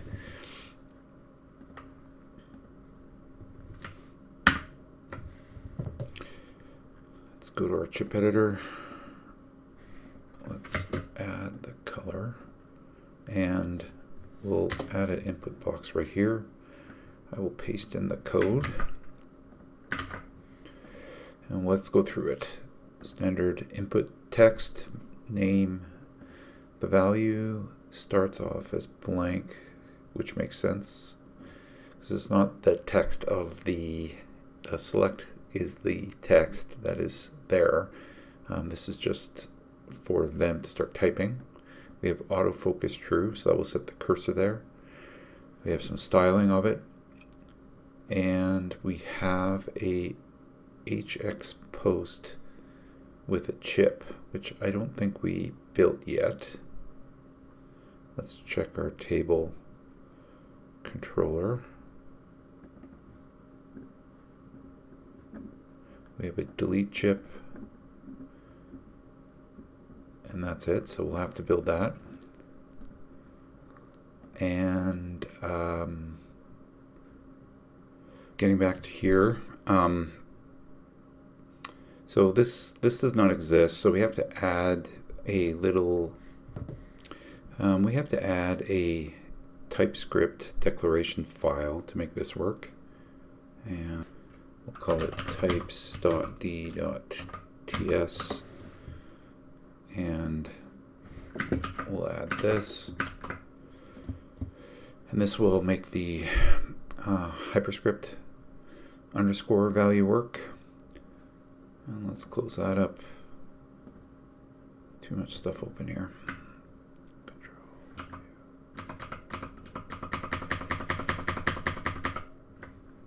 Okay, and go to our chip editor, and now this works. All right, let's see what is happening on our page here. So there, now we have a text box. And then when we press enter, we get an error because we don't have a post route. So let's look after that.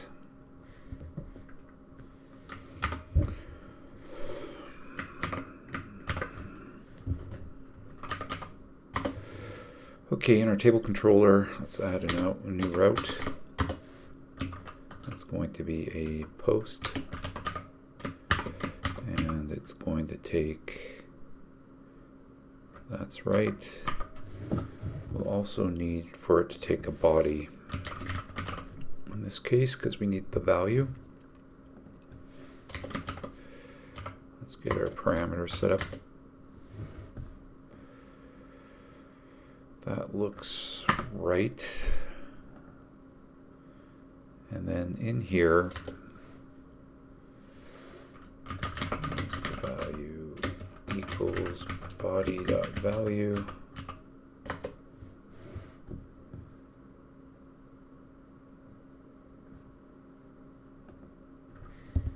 I'm not sure why this is unknown. Let me think. I think that looks fine. Let's restart TypeScript to see if that makes a difference. Oh, we have some problems here, so let's fix that.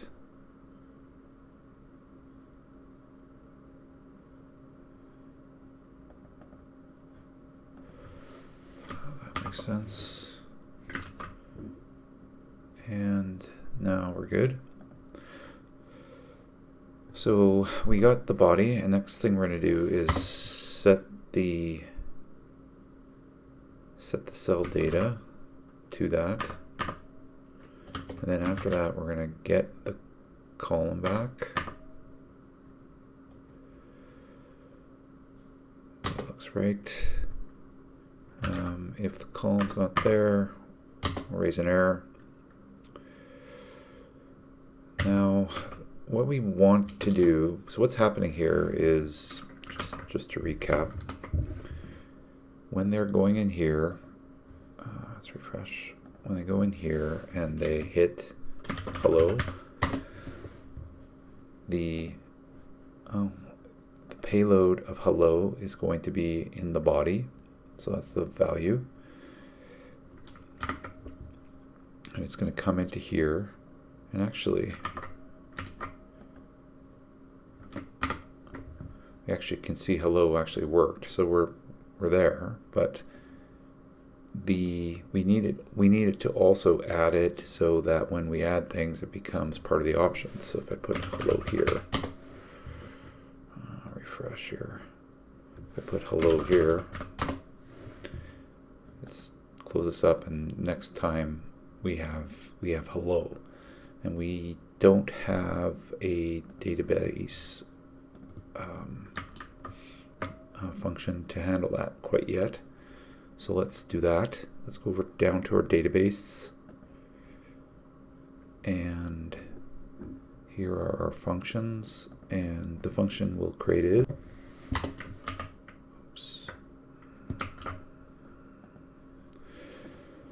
so is this add column option. So we're going to take in table ID, column ID, value, we're going to return the text and the color of the option.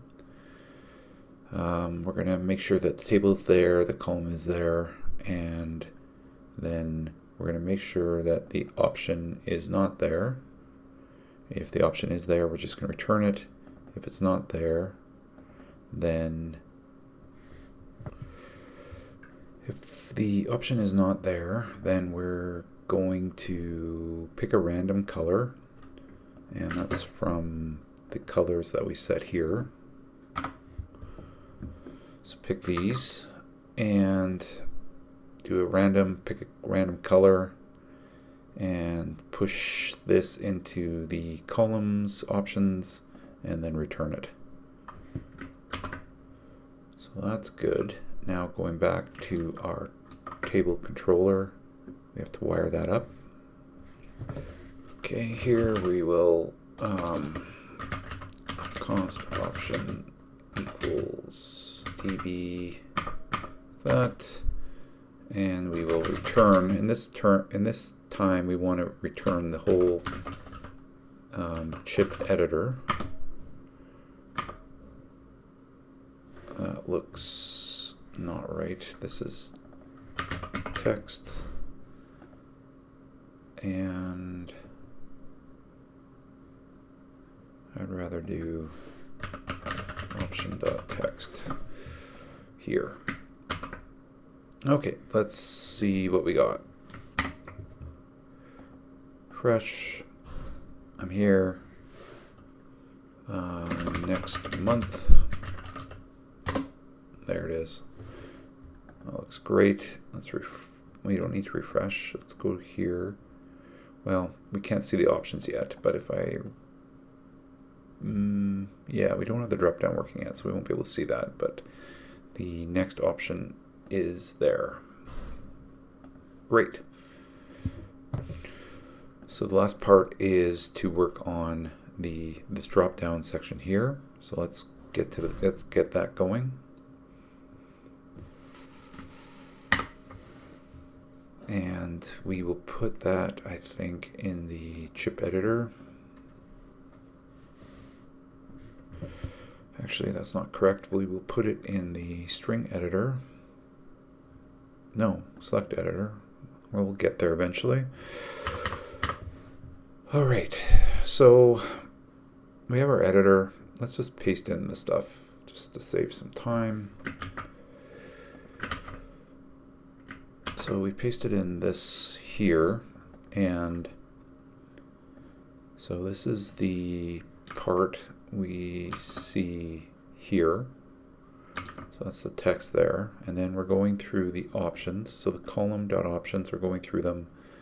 We are adding a certain type of class. We have a patch.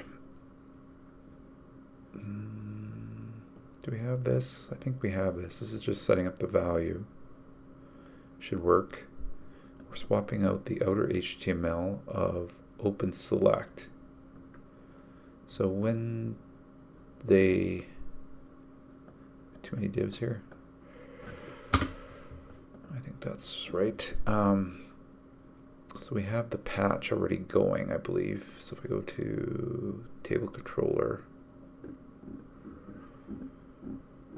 this is one of the first ones we wrote. So this is setting up the updating the value. And I just want to make sure.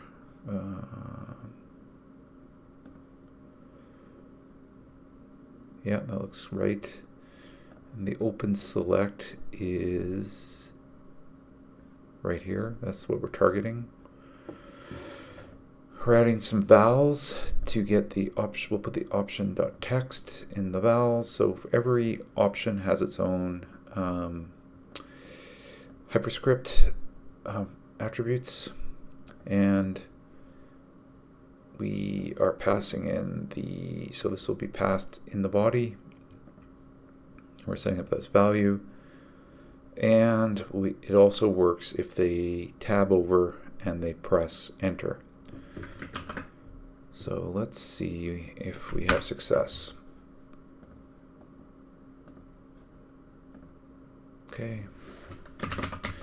next month, you have to remember that next month didn't show up because every time we save a file, we're resetting our in-memory database. So that's that, and escape, and now we can see the options, and it shows blue, unfortunately, randomly, but that works, and that works. And then if we go here and we tab and press enter, that also works. So wow, you've come a long way. If you're still here, really thumbs up. I know this is probably getting a bit long, but we're almost through. We finished the select, I believe. Let's backspace doesn't work. Why is that? Let me look into that. Okay, so what we want to fix here is that when they press the backspace button, we want this chip to disappear. So we have to make some changes to the chip selected. Now right now we have this on click on this div, right? But what we would rather have this do is to listen to a target instead. So instead of the default click, we're going to have a trigger. I said target, I meant trigger. And the trigger is going to be remove chip. And we already added this here. So the chip on click, it does fire this off. So we'll need ID here. So this is targeting this ID for this action. And it also helps if I spell things correctly. Let's see if that works.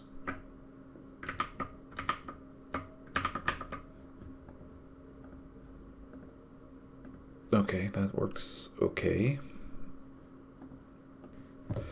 Okay, let's first fix that. So I think we're returning the wrong thing in our table controller. So let's go here into our table controller. Right now we have this template, and really what we should be returning back is the new chip editor. So I'm going to do that. Let's get rid of all this stuff here and return the chip editor. And yeah, I don't know if I hate that. Maybe this, can I send back null instead? No, it doesn't like null.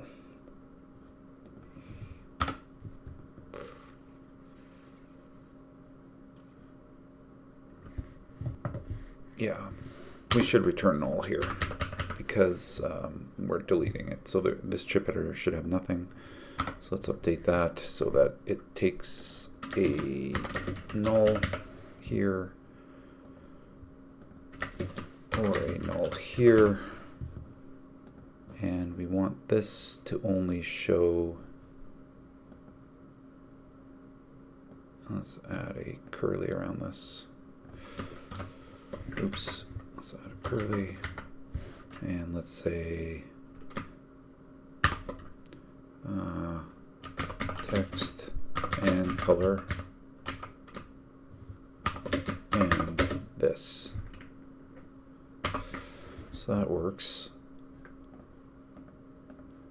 This seems to like that. Let's go back to our page and make sure we're not getting these weirdness. Still getting weirdness here, but we're not getting the inner template here, which is good. Let's see where this goes. Let's continue on.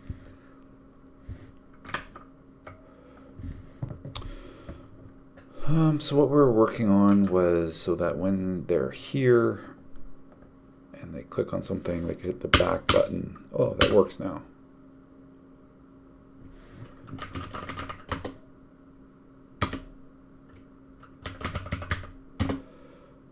Now let's try to figure out what's going on here with these.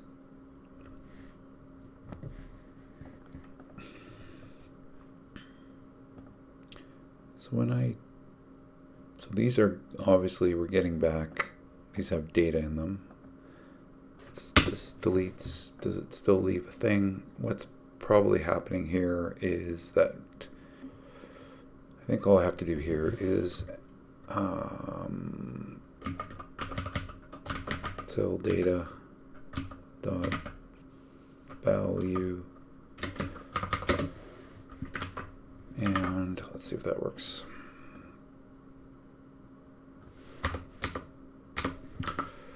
There it is. And we can still go in here and we can select something. So yeah, we're working.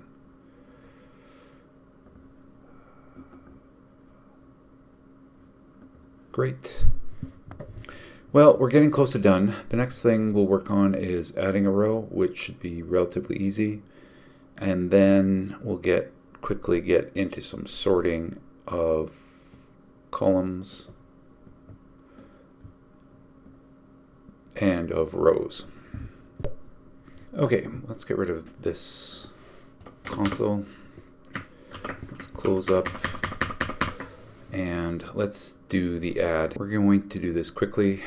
So the first thing we want to do here is we're going to create a new component under our component folder called add item row, and I'm just going to paste in what the component is, and it helps if I add an extension .tsx. Okay, very simple. So this is this part here we're building.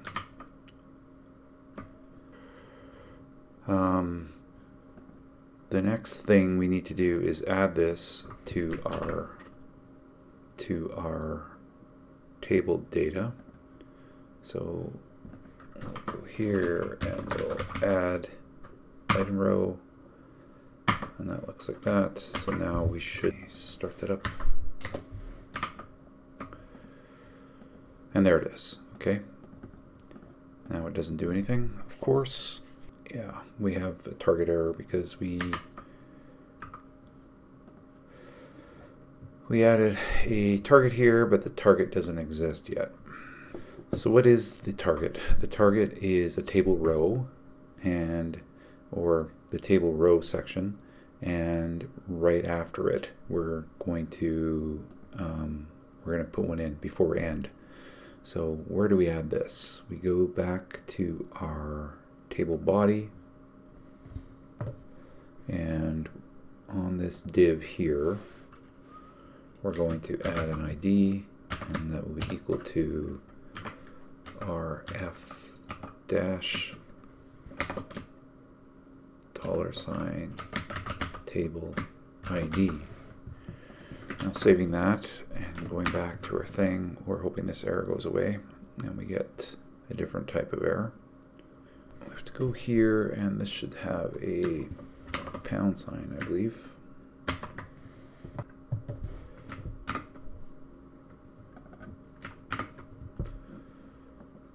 Fresh console. Yeah, so now we got rid of that. Now we have a post error, which we expect because we haven't built this post yet. So let's do that. Go back to our table controller, and we will add a new post method, and this will take in a table row. And we'll think about this for a second here. But first of all, we need to go to the DB and add this, the function to add a row. And let's do that by pasting in this. So add row, it finds the table in our data tables, because there could be more than one data table. If it doesn't exist, it returns nothing. We get a new ID, and we add the row to we create the row and we add the rows to the table. Simple enough. And this edit ID, I think we're doing that later. Well, let me think about that. So we have to make a change here. What this is doing for us is when we here and we add a new row, all the cells are non-edit except this one is in edit mode. So it's a way of saying which of the rows is going to edit. So inside here, we're saying the first string column, which whatever is the first string column in our row. But we'll have to go to the table row and add that here. So that will be a edit column ID string. I guess this, no, make it like this. And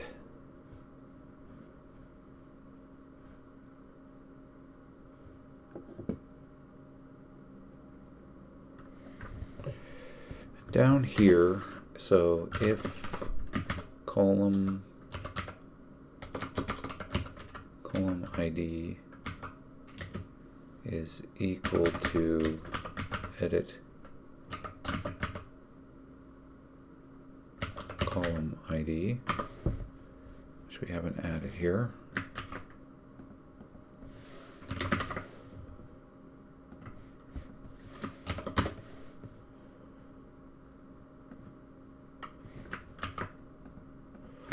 We'll return a cell string editor, and the cell data will be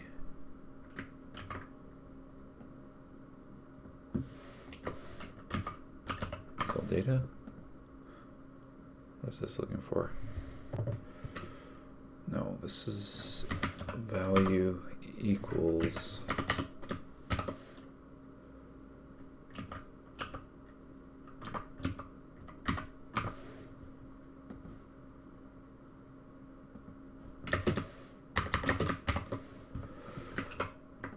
okay, let's see if that helped us.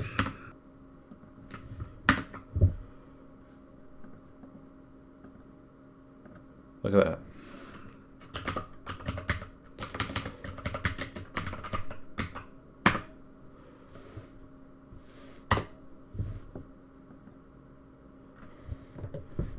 Okay, going back to this, I see we have a error here. So let's see what this is. Problem. Row, column, we're not passing table ID. I'm not sure we're using table ID, but we will pass it in.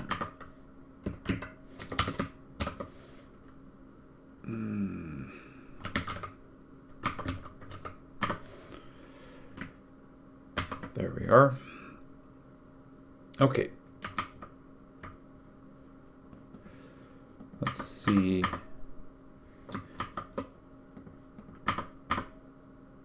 Now, the difference between this one right now and this one is that when you go here and you tab across, this gets into edit mode, which I kind of like. So it fires off a get for the editor for the text. So let's get that working. Going back to here, going to the cell. So this is the template that happens for the string. So what we're going to do here is besides just the click trigger, we're going to add focus.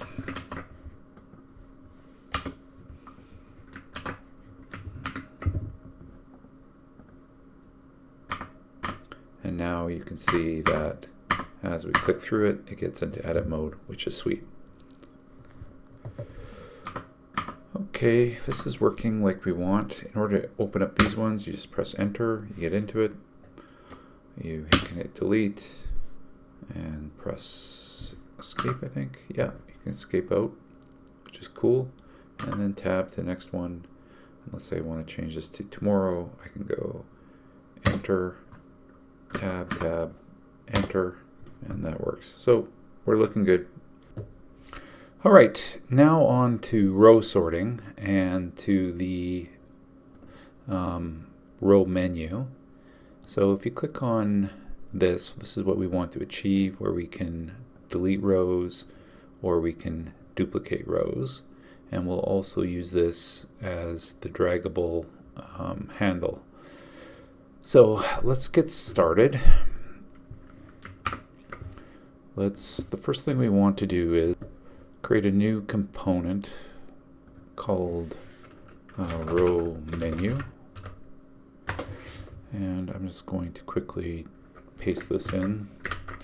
So, I keep on doing that. Rename .tsx. Very simple. We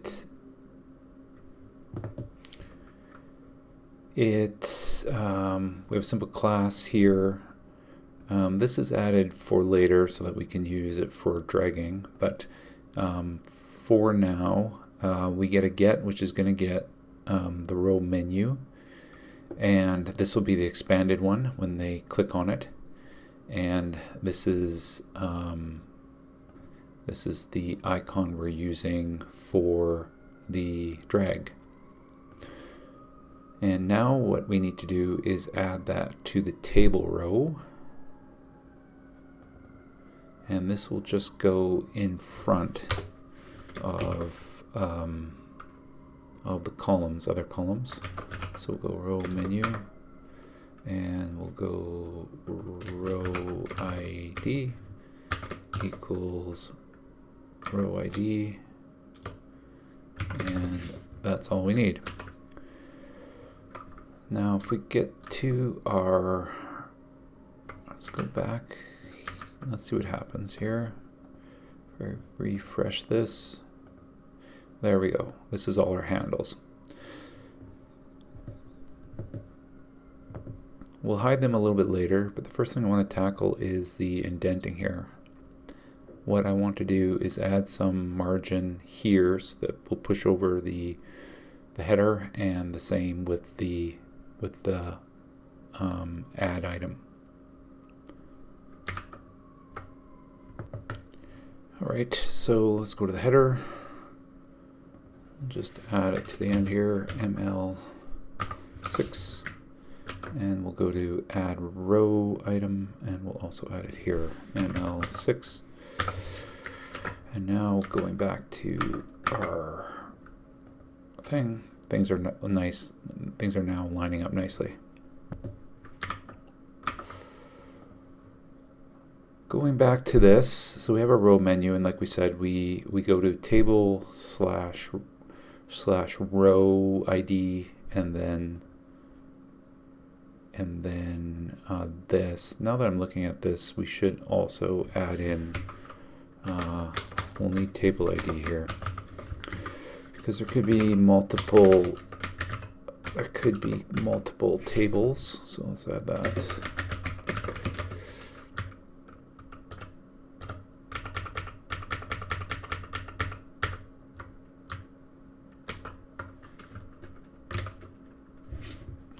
Why is that not working?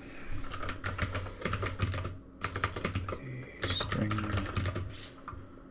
Going back to here, let's add in the table ID, and that will be equal to table ID. Very nice. So So now let's create this route on our table controller.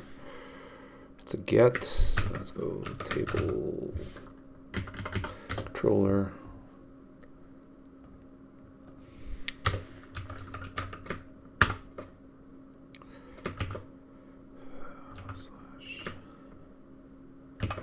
Table ID.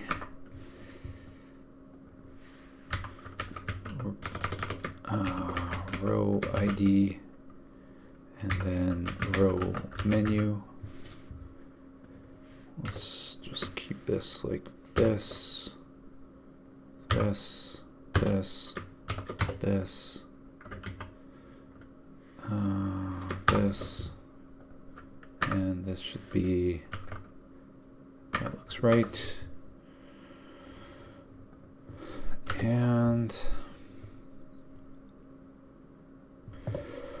okay, and up here, let's get our table. Let's get our row. If the row's not found, that looks fine. Let's add in the row menu. So it might seem weird that we are clicking on this and getting back the same thing, but that is all okay because we're going to add the menu to here. So we're getting a 500. No, it's once again me spelling things wrong. Let's see if that fixes it. Yeah, there we go. So the order didn't matter, but we got that going, and it, you know, it just replaces itself. And but now it'll give us a. Now we can check, and we can open up a menu like, I don't know why I have to refresh this each time. But anyway, you can open up a menu like this.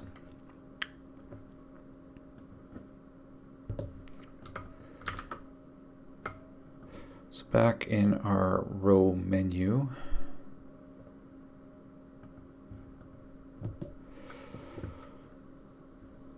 we have this is open here. What I should be doing back in this controller, which I don't think I am doing, is opening this.